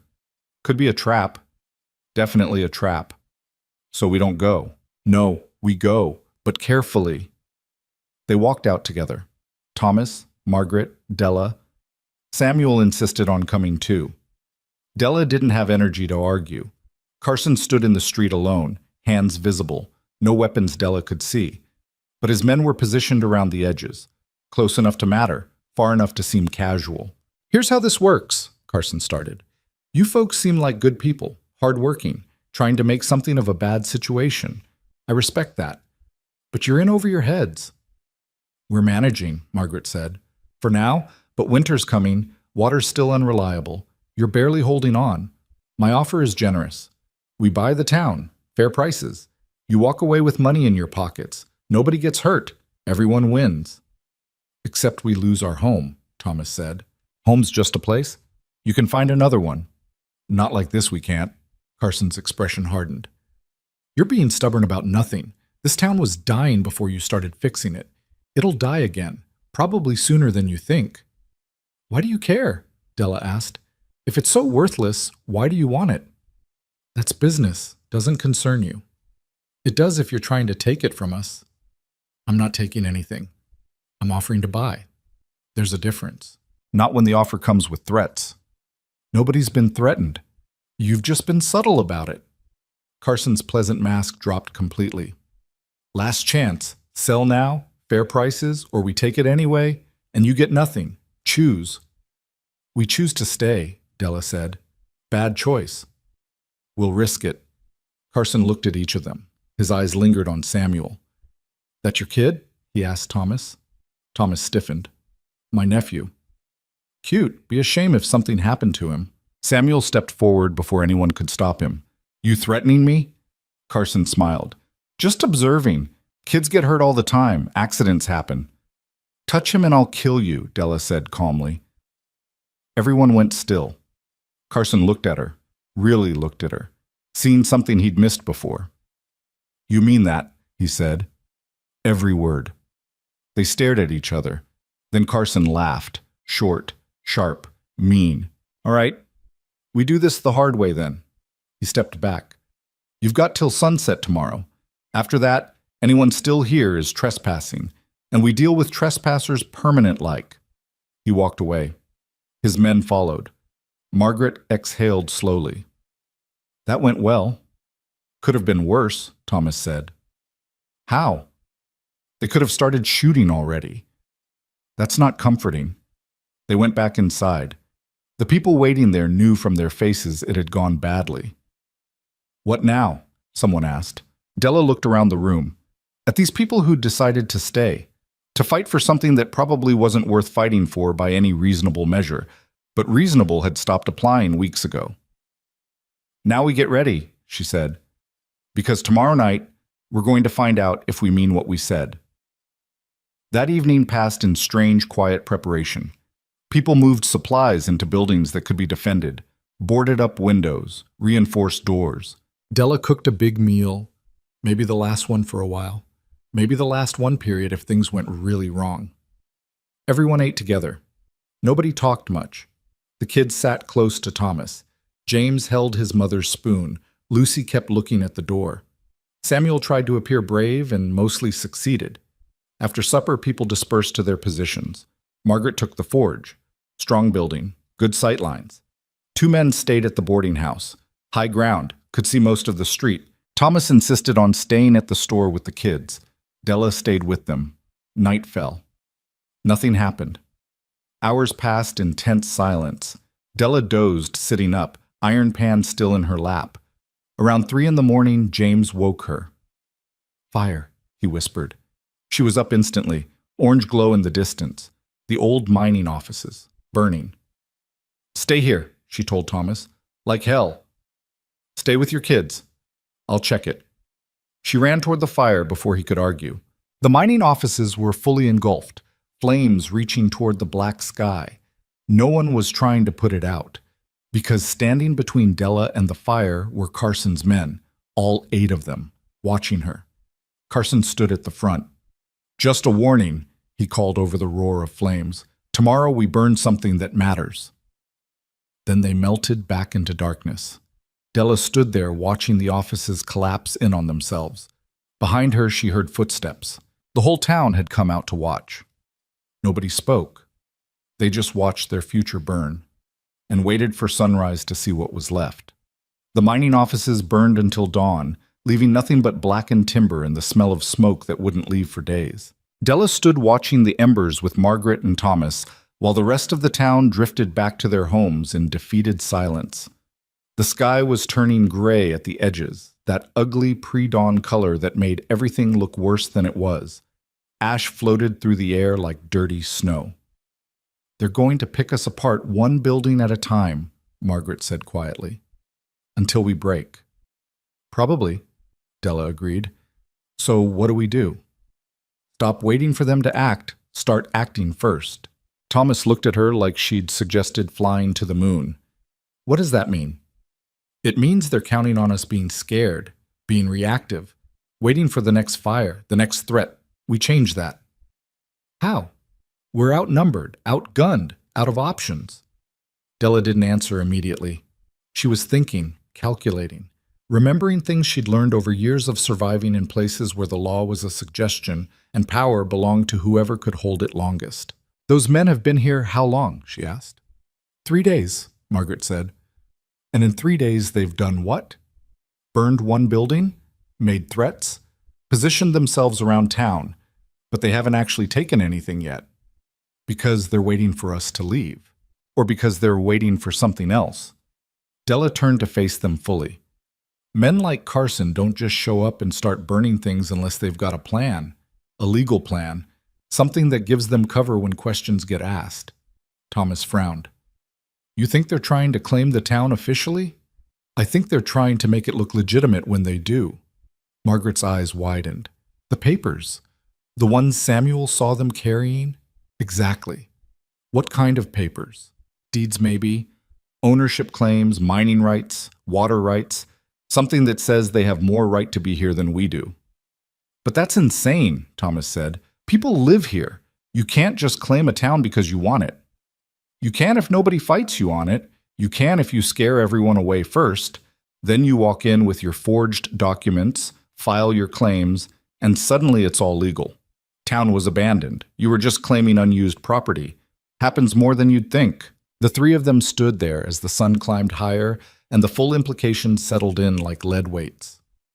So what do we do? Margaret asked again. Her voice was steady, but Della could hear the fear underneath. Della turned to look at her. We find out what they're planning, and we beat them to it. How? By being smarter than they think we are. She left them there and walked back toward the store. Her mind was working faster than it had in years. Putting pieces together. Seeing patterns she'd learned to recognize in other towns, other situations, other desperate moments when survival came down to thinking faster than the people trying to destroy you. Carson had made a mistake. He'd underestimated her. Underestimated all of them, really. He saw a dying town full of desperate people who'd fold under pressure, run when threatened, disappear when things got hard. But desperation made people dangerous when they had nothing left to lose. And Creedmoor had already lost so much that losing more just felt like Thursday. She found Samuel sitting on the store steps, still wearing the same clothes from yesterday, eyes red from smoke and lack of sleep. He was holding a piece of wood, carving it with a small knife. Not making anything in particular, just keeping his hands busy. The shavings fell around his feet in small curls. You holding up? She asked. He shrugged without looking up. I've been worse. That's not an answer. It's the truth, though. Della sat beside him, watched him carve for a moment. The knife moved with practiced ease. He'd done this before, probably something his father taught him back when the world made more sense. You remember those papers you saw? She asked quietly. Yeah. Think you could find where they're keeping them? Samuel stopped carving, looked at her directly. You want me to steal them? I want you to tell me where they are. I'll handle the rest. That's dangerous. Everything's dangerous now. He thought about it, set down the wood and knife. They took them to the boarding house, second floor, room at the end of the hall. I saw them go in yesterday afternoon. Carson's room, probably. Just one room? That's where Carson's staying, but 2 of his men are usually in there with him, guarding or planning or whatever they do when they're not threatening people. How many total in the boarding house? 4 during the day, 6 at night. They rotate. 2 sleep while 4 watch. They're organized, professional. You counted. You told me to watch. Della almost smiled. Good work. You're really going after those papers? Tonight. I'm coming with you. No. You need help. I need you here keeping your siblings safe. They'll be safe with Uncle Thomas. Samuel, I'm coming. His voice had an edge to it. Firm, final. The voice of someone who'd made a decision and wouldn't be talked out of it. You can't stop me. So either I come with you or I follow anyway and probably mess it up because I won't know the plan. Your choice. Della wanted to argue, wanted to send him inside and lock the door and keep him away from danger, the way she'd failed to keep her own daughter away from it years ago. But she recognized that tone. She'd used it herself more times than she could count. And maybe he needed this. Needed to feel like he was doing something instead of just surviving. Needed to protect instead of being protected. Fine, she said, but you do exactly what I say. No improvising, no heroics, no deciding to be brave when smart is better. Understood? Understood. They spent the day preparing, not obviously. Couldn't let Carson know something was coming. Della cooked like normal. Served meals, acted tired and defeated and beaten down. Let her shoulders slump. Let exhaustion show in her face. But she was watching, timing patrols, counting guards, memorizing positions and patterns and the small details that could mean the difference between success and disaster. Carson and his men had settled into a routine. They thought they'd already won. That made them sloppy, confident, predictable. Margaret came by around noon with information she'd gathered. Talked to Helen, the woman who owns the boarding house. She's terrified. Says Carson paid her triple rate to house his men and triple again to keep her mouth shut about their business. She say what their business was? No, but she did say they've got a rider heading south tomorrow morning, early, before dawn. Carrying the papers probably, filing them wherever claims get filed. County seat, maybe. That's what I figured. Then we move tonight, before they can send anyone. Thomas overheard and pulled Della aside into the back room where they kept dry goods and secrets. This is insane, he said quietly. You can't just break into the boarding house and steal from 8 armed men. Watch me. Della, you got a better idea? He didn't. His face showed it clearly. The defeat, the fear, the helplessness of watching something you love die and not knowing how to save it. Then trust me, or don't. But I'm doing this either way. Why? Why risk your life for a town you didn't even know existed a month ago? For people who aren't your family? Della didn't have a good answer for that. She'd been asking herself the same question since she decided to stay. Since she started caring about these people, despite every instinct telling her not to. Despite years of learning that caring meant pain and loss meant inevitable. Because I'm tired of running, she finally said. Because these kids need to see that sometimes you stand and fight even when it's stupid. Even when you'll probably lose.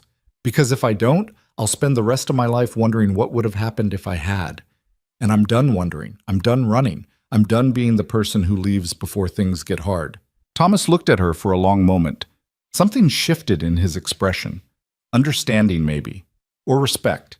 Or recognition that they were both people who'd lost things and were trying desperately not to lose more. All right, he said quietly. What do you need from me? A distraction. Something that pulls guards away from the boarding house. Just for a few minutes. Long enough for us to get in and out. What kind of distraction? I'll leave that to you. Just make it loud. Make it look serious. Make them think something's happening somewhere else that needs their attention more than guarding papers. I can do that. Don't get yourself killed doing it. I'll try not to. Thomas, I mean it. Those kids have lost enough. They can't lose you too. His eyes got wet. He nodded. I know. That evening passed in slow, grinding tension. Della served supper in the old saloon. The normal people of Creedmoor ate quietly, exhausted from another day of hauling water and repairing damage, and wondering how long they could keep going like this before something broke permanently. Carson and his men ate at their usual table, acting like they'd already won, laughing, drinking whiskey they'd brought from somewhere, making jokes Della couldn't hear but could guess the content of from the way they kept looking at the townspeople and smirking. Carson caught her eye once and smiled. That same pleasant, empty smile that didn't reach anywhere near his soul. She didn't smile back, just held his gaze until he looked away first. Small victory. But she'd take it.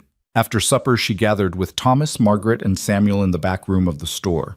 Lucy and James were upstairs sleeping. Thomas had told them nothing. Better that way. Kids couldn't tell what they didn't know, and Della didn't want them carrying this fear. Here's the plan, Della said, keeping her voice low. Thomas, you and Margaret start a fire near the old saloon. Small one, contained. Something you can put out yourselves. But enough to get attention. Enough to make noise.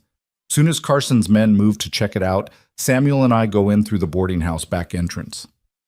What about the guards inside? Margaret asked. We'll handle them. How? Carefully. It wasn't much of a plan. Della knew that. But complicated plans fell apart the moment something unexpected happened. Simple ones at least fell apart in predictable ways that you could react to. Margaret looked skeptical but nodded. All right, when? Midnight, late enough they're tired, early enough we've got darkness to work with. They waited. The hours crawled past like wounded things dragging themselves toward death. Della tried to rest but couldn't. Her mind kept running through scenarios. What could go wrong? What probably would go wrong? How to react when it did. She'd learned over the years that planning for disaster didn't prevent it, but at least made it less surprising. Around 11, she checked her supplies. Heavy iron pan, kitchen knife. Not much for weapons, but better than nothing. She'd fought with less before and survived. Samuel appeared beside her. You ready? She asked. No. Good. Ready people get careless. Scared people stay sharp. I'm definitely scared. So am I. That means we're doing this right. My father used to say fear was just your body getting ready to do something hard. Your father was smart. He was. I wish he was here now. Me too. They sat in silence for a moment. Then Samuel asked, You ever done anything like this before? Breaking into places? Few times. Did it work? I'm still here, so mostly. Mostly doesn't sound great. Mostly's better than never. At midnight, they moved into position. Thomas and Margaret slipped out first, heading toward the saloon with oil and kindling and determination. Della and Samuel waited near the store's back door. The night was darker than usual. New moon, good for sneaking, bad for seeing where you were going. But you took what you got. You remember the plan? Della whispered. Get in, find papers, get out, don't die. That's the basics. What if we can't find them? Then we improvise. I thought you said no improvising. I said you don't improvise. I'm allowed. I'm older and more experienced at doing stupid things. Samuel almost smiled, then tensed. Do you think this is stupid? Objectively? Absolutely. But sometimes stupid's the only option that isn't giving up, and I'm not ready to give up yet. 10 minutes passed. Then they heard shouting from the direction of the saloon, saw orange glow suddenly flaring up against the darkness, heard running footsteps as Carson's men moved to investigate. Fire! Fire at the saloon! Get water! Everyone move! The boarding house front door slammed open. 4 men ran out toward the commotion, pulling on jackets, grabbing weapons, cursing the interruption. Now, Della said. They moved fast and quiet through the back alleys. Della had mapped the route earlier while pretending to hang laundry, knew which buildings had clear paths, which had obstacles, which had dogs that might bark. The boarding house loomed dark ahead of them, only one lamp burning in a downstairs window where Helen probably sat awake and terrified. 2 guards remained, one at the front door watching the fire with his back to them, one somewhere inside. Maybe. They circled around back. The rear door was unlocked. Helen, the owner, had mentioned she never locked it. Fire hazard if people needed to evacuate quickly. Della had counted on that. Small miracle. They slipped inside. The boarding house smelled like old wood and sweat and tobacco smoke and fear.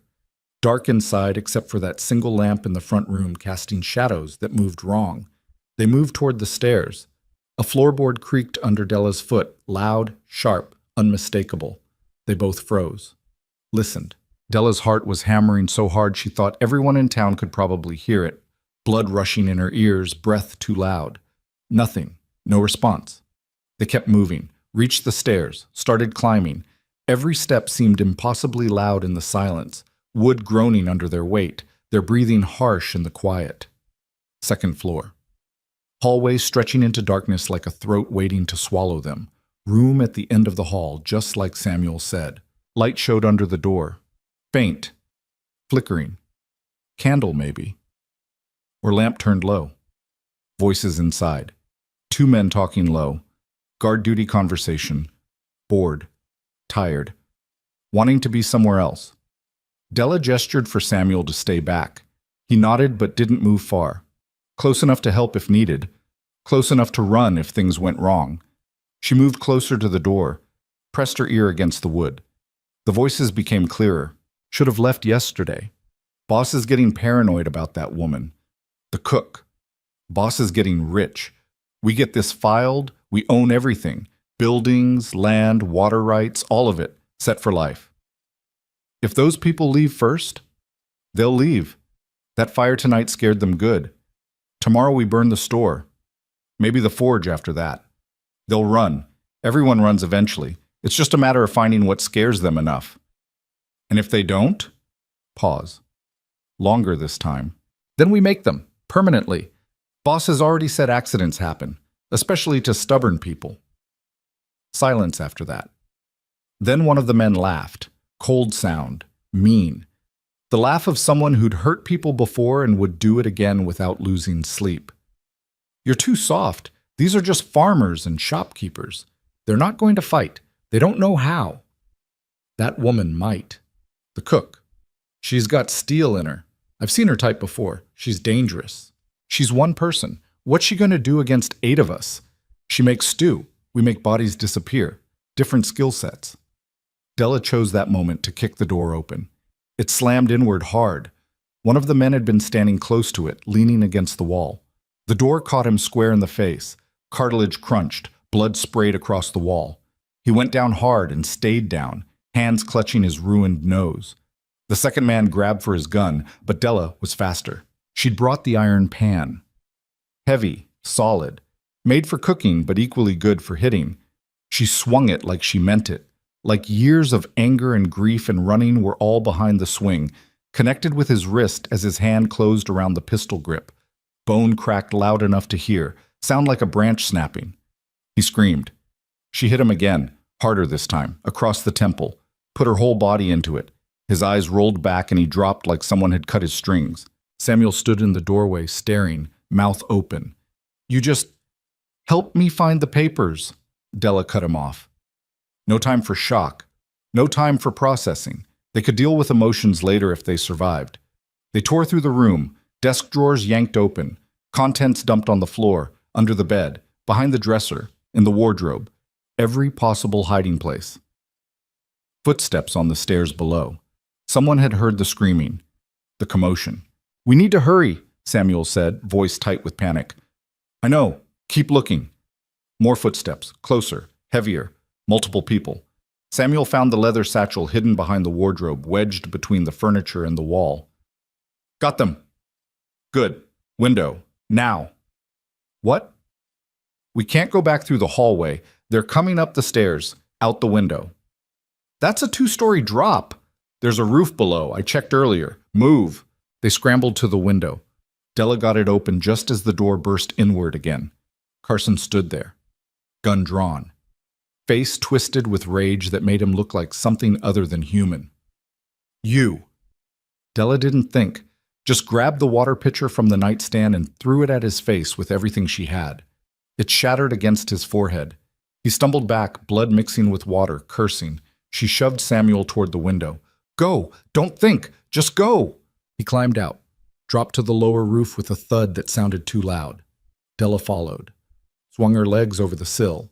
Behind her, Carson was shouting, wiping blood from his eyes. Stop them! They've got the papers! Kill them if you have to! She hit the lower roof hard, ankle twisted. Pain shot up her leg like fire, but she kept moving, had to keep moving. Samuel was already climbing down the support beam at the corner of the building, moving fast and reckless. Della followed, ankle screaming protest but holding. Each step down the beam was agony, but agony was better than death. They hit the ground and ran. Behind them, the boarding house erupted with activity, shouting, confusion, anger. Someone fired a gun. The bullet hit wood somewhere to Della's left, too close, but they were already gone. Into the alleys, into the darkness, running like their lives depended on it because they absolutely did. They made it back to the store just as Carson and his men poured into the street, spreading out to search. Inside, Thomas had barred the door. Margaret was there too, smoke-stained and breathing hard. The fire had been put out. They'd done their part. Now it was time to see if Della and Samuel had done theirs. You get them? Thomas asked, eyes wide with fear and hope. Della held up the satchel, hands shaking. Got them. You're bleeding. I'm fine. You're limping. Also fine.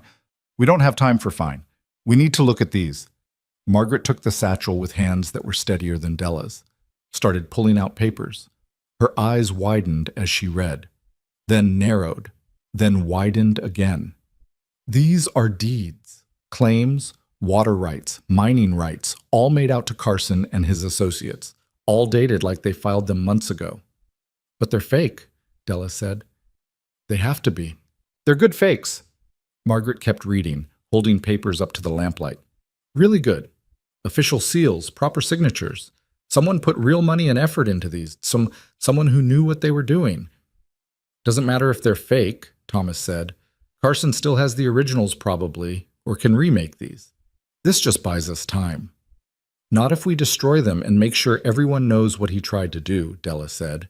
Not if we expose him before he can try again. Outside, they could hear Carson shouting orders to his men, angry, desperate, dangerous. They're going to come for these, Thomas said. They're going to break down that door and take them back by force. Let them try. Samuel had been looking out the window, staying low so he wouldn't be seen. They're gathering, all 8 of them. They look really mad. Carson's bleeding from his head. Mad people make mistakes, Della said. But her hands were shaking, adrenaline wearing off, reality setting in. Pain from her ankle making it hard to think straight. They'd stolen the papers, but now they were trapped in the store. Outnumbered, outgunned, surrounded. This wasn't over. It was just getting started. Margaret moved to the window beside Samuel, looked out at the gathering men, then at the rest of the town. Dark. Quiet. Everyone hiding, waiting to see what happened next, waiting for someone else to be brave. We need help, she said. We need the whole town. How? Everyone's hiding. Everyone's scared. Then we get them unhiding. We get them scared of the right thing. She grabbed a metal pot from the kitchen, started banging on it with a spoon. Loud, rhythmic, impossible to ignore. The emergency bell. Everyone in Creedmoor knew that sound. What are you doing? Thomas asked. Calling for help. Everyone knows this sound. They'll come. They have to come. Or they'll stay hidden because 8 armed men are standing in the street ready to kill anyone who interferes. Only one way to find out. She kept banging. The sound echoed through the night, sharp, insistent. A call to action or a death knell, hard to say which. For a long minute, nothing happened. The street stayed empty. The doors stayed closed. The town stayed silent. Della felt something inside her sink. They were alone. They'd always been alone. People talked about community and solidarity, but when violence came, everyone retreated to their own survival. Then a door opened across the street. One of the families that had stayed through everything. The husband stepped out carrying an old rifle. He looked terrified, but he came out anyway. Then another door. Another person. Old man with a walking stick that could double as a weapon. Then another. And another. Within 5 minutes, every person left in Creedmoor was standing in the street. 16 people total counting the kids. Not many, but enough to change the equation. Carson saw them gathering. His expression shifted. Calculation, reassessment. The math suddenly didn't work in his favor anymore. He thought he was dealing with scared individuals. Now he was looking at a group. Unified.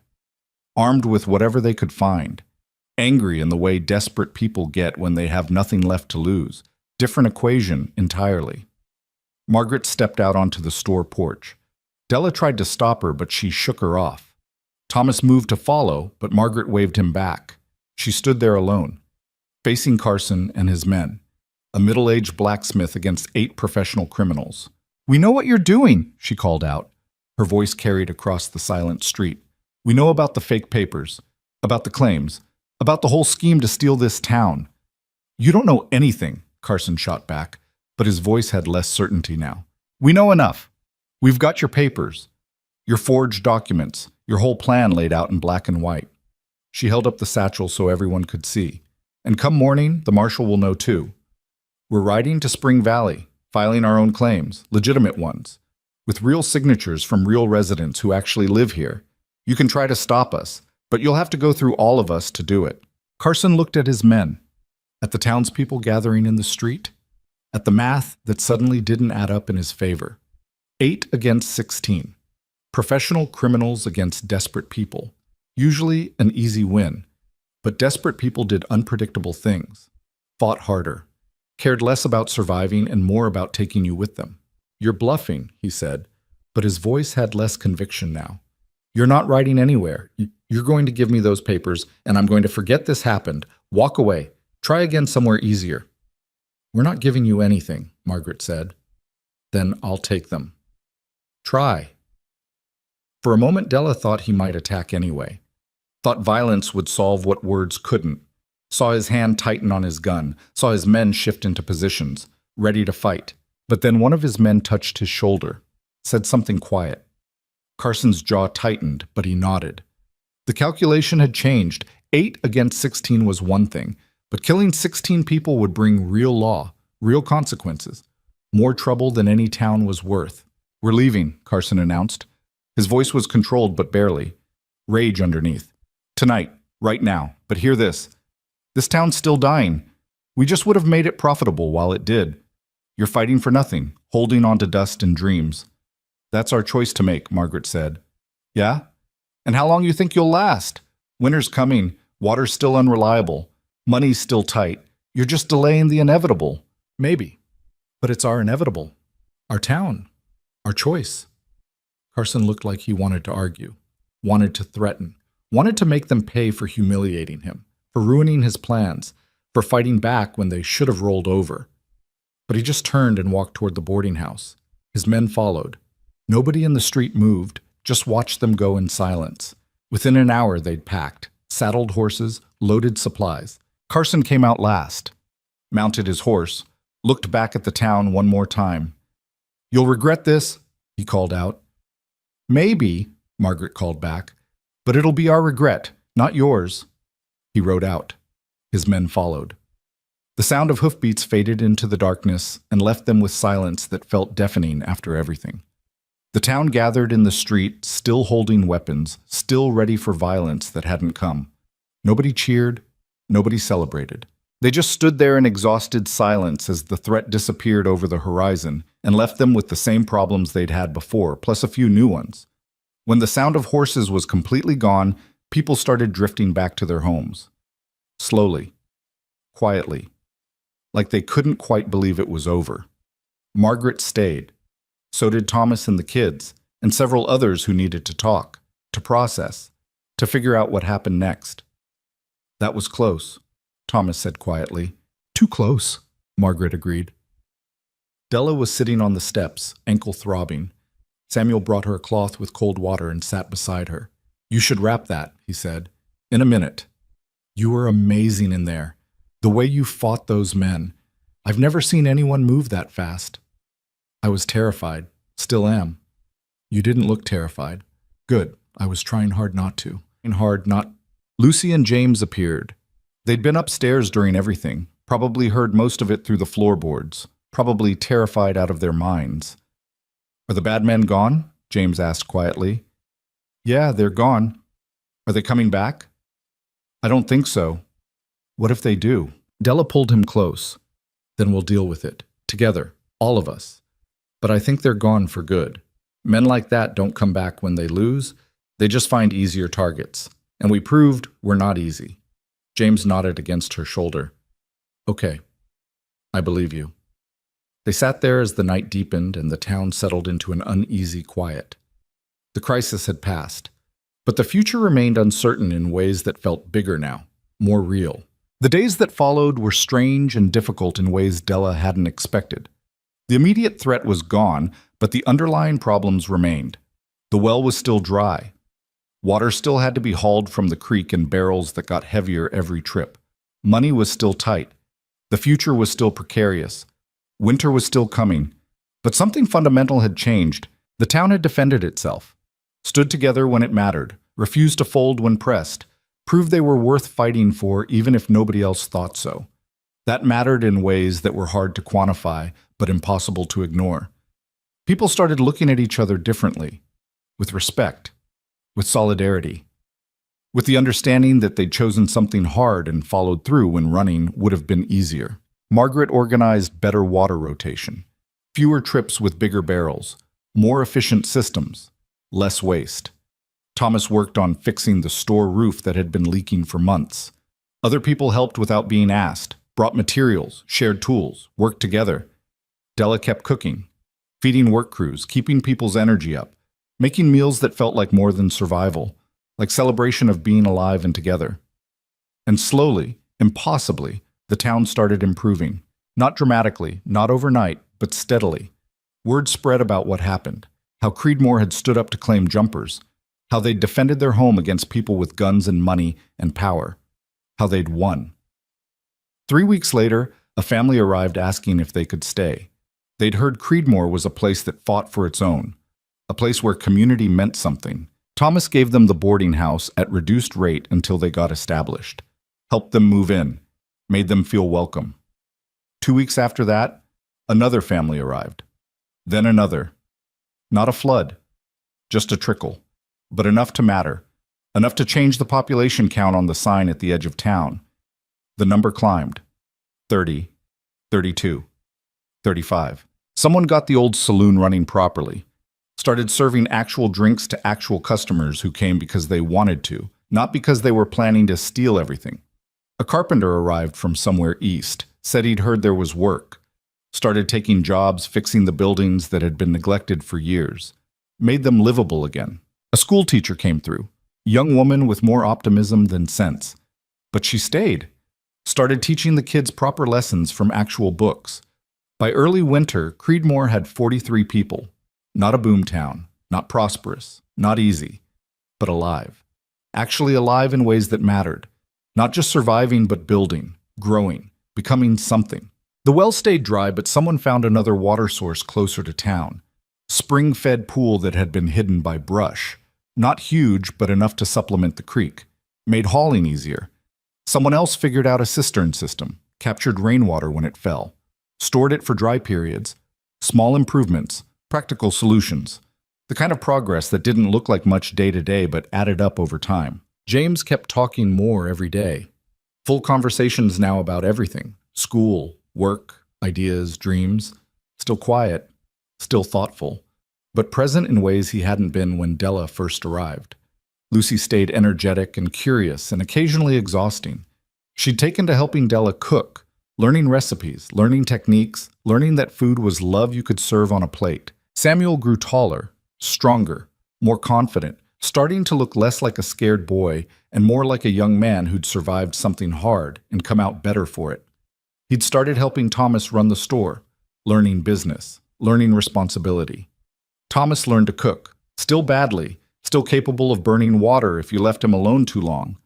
But he tried, and sometimes trying mattered more than succeeding. And Della stayed, not because she had to, not because she couldn't leave, but because she didn't want to. Because somewhere between arriving and staying and fighting and bleeding and choosing to care despite every instinct screaming not to, Creedmoor had stopped being a dying town she'd wandered into and started being home. One evening, 9 months after Carson left, Della sat on the store steps watching the sunset paint the red cliffs gold and crimson and purple. Thomas joined her with 2 cups of coffee that were actually drinkable now. He'd finally learned the proper ratios. "You ever think about leaving?" he asked. "Every day?" "But you don't." "Not yet. Maybe not ever." "What changed?" Della took a sip of coffee, watched the way the light changed the landscape, made everything look possible, made harsh places look beautiful, made dying towns look alive. "I did," she said. "I stopped running from things and started running toward them. Stopped avoiding connections because they might hurt and started accepting that hurt's part of the deal, part of being alive." "That's quite a change." "Had good teachers." "Who?" She gestured at the town, at the light starting to glow in windows, at the smoke rising from chimneys, at the sound of children playing somewhere, at the life happening despite everything that said it shouldn't. "All of you. People who chose hard over easy, staying over running, building over giving up." She paused, "And maybe 3 kids who needed someone to show them that broken things can heal if you give them time and patience and stubbornness." 4 people, Thomas corrected gently. "What?" "Lucy, Samuel, James, and you. You were broken too when you got here. Maybe you needed healing as much as they did." Della wanted to argue but couldn't, because he was right. She'd arrived in Creedmoor running from her past, from her daughter's death 8 years ago, from the guilt that never quite faded, from connections that could hurt, from caring about things that could be lost. And somehow in the process of staying, she'd started healing, started feeling again, started believing that maybe surviving wasn't the same as living and maybe she deserved to do both. Maybe, she admitted quietly, maybe I was broken too. Maybe I still am, but less broken than before. That's progress. James appeared in the doorway holding his mother's spoon, not clutching it desperately anymore, just holding it. A memory, a connection, a reminder of love that had been and love that still existed in different forms. Della, is it time for supper? Almost. You want to help? Yes, I want to make the bread tonight. Lucy said she'd teach me. Lucy's teaching you? She's good at bread. Better than you. She's right about that. My bread's terrible. It's not terrible, James said seriously. It's just not great. Thomas laughed. Actually laughed. The sound was good to hear. Lucy came out next, flour in her hair from experimenting in the kitchen. Then Samuel, tired from a day helping unload supplies at the store, but smiling anyway. All five of them sitting together in the fading light.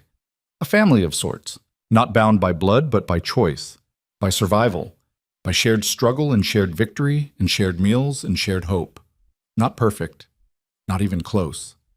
Still messy, still complicated, still carrying scars that would probably never fully fade, but real. And that mattered more than Della had expected when she first rode into town with a lame horse and no plans beyond the next meal and the next town and the next escape from feeling anything. You know what I think? Lucy said suddenly. What? Thomas asked. I think we're going to be okay. Not perfect, not rich, not easy, but okay. And okay's better than I thought we'd get. Samuel snorted. That's setting the bar low. Better than setting it too high and being disappointed. Okay's good. Okay means we're still here, still trying, still fighting for something. Fighting for what exactly? Samuel asked. But he was smiling, playing along. For this. For family. For home. For proving that people who care about each other can survive things that should break them. That's very philosophical, Samuel said. I learned it from Della. Everyone looked at Della. She shrugged. Don't look at me. I'm just the cook. You're more than that, James said quietly. You're the reason we're still here. The reason the town's still here. The reason I can talk again. James, it's true. Everyone knows it. You came here with nothing and gave us everything, gave us hope. That's worth more than money or buildings or anything. Della felt her throat tighten, didn't trust herself to speak. Thomas saved her. Come on, let's make supper before we all start crying and embarrass ourselves. They went inside together. And in the kitchen, Della started cooking while the children helped, and James hummed that old surviving song, and Lucy laughed at something Samuel said, and Thomas checked supplies with the careful attention of someone planning for a future he finally believed in. Outside, Creedmoor settled into evening. Lights in windows, smoke from chimneys, voices calling goodnight. The sounds of a town that was alive and intended to stay that way. Not perfect, not easy, but real. And real was enough. Della worked the dough for bread, hands moving with practiced ease, thinking about the journey that brought her here. All the towns she'd left, all the people she'd said goodbye to, all the years spent running, and how she'd finally stopped. Not because she found paradise, but because she found people worth staying for, a place worth fighting for. A reason to believe that broken things could heal and dying towns could live, and people who'd lost everything could still build something new. The bread went into the oven. The stew simmered on the stove. The kitchen filled with smells that meant home in ways that had nothing to do with buildings and everything to do with the people inside them. They ate together. All five of them plus 3 neighbors who stopped by and ended up staying because that's what happened in Creedmoor now. Meals became gatherings. Gatherings became community. Community became the thing that held them together when everything else tried to tear them apart. After supper, after cleaning up, after everyone else had gone home or upstairs to bed, Della stood on the store porch looking at her town. Her town. When had she started thinking of it that way? Hard to say. Somewhere between arriving and staying and fighting and choosing to care. The street was quiet now, peaceful, the kind of quiet that felt like rest instead of abandonment. She thought about Carson and his men, about the threat they'd represented, about how close Creedmoor had come to disappearing. But they'd survived. They'd fought back. They'd chosen to stay when leaving would have been easier, and in doing so they'd proved something important. That communities weren't just places. They were choices. Daily decisions to show up, to help, to care, to fight for something bigger than yourself. That home wasn't where you were born or where you ended up by accident. It was where you decided to belong. That family wasn't just blood. It was who you chose to stand beside when everything went wrong. Della had spent years running from those truths, years believing that not caring meant not hurting, that staying meant losing, that connections were just opportunities for pain. She'd been wrong. The pain came anyway. Whether you cared or not, whether you stayed or ran, the grief found you, but so did the joy, the belonging, the purpose, the feeling of being part of something that mattered. She just had to stop running long enough to let it catch up. The door opened behind her. Thomas stepped out. "Thought you might want company," he said. "I'm good." "I know, that's why I came out." They stood together in comfortable silence, watching the stars appear one by one, listening to the night sounds of a living town. "Thank you," Thomas said eventually. "For what?" For staying, for fighting, for teaching my kids that giving up isn't the only option. I didn't do that. Yeah, you did.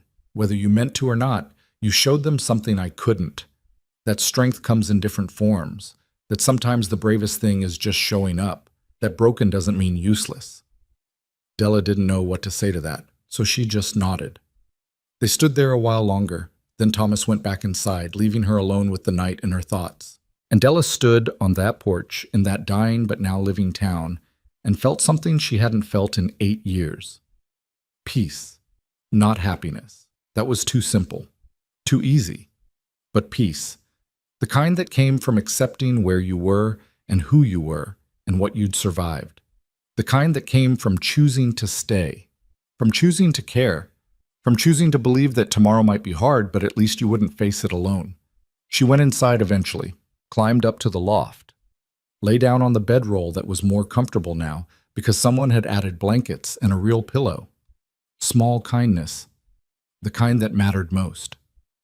She closed her eyes and listened to Creedmoor sleep, heard Thomas moving around below, heard the kids breathing in the room above, heard the town settling in for another night.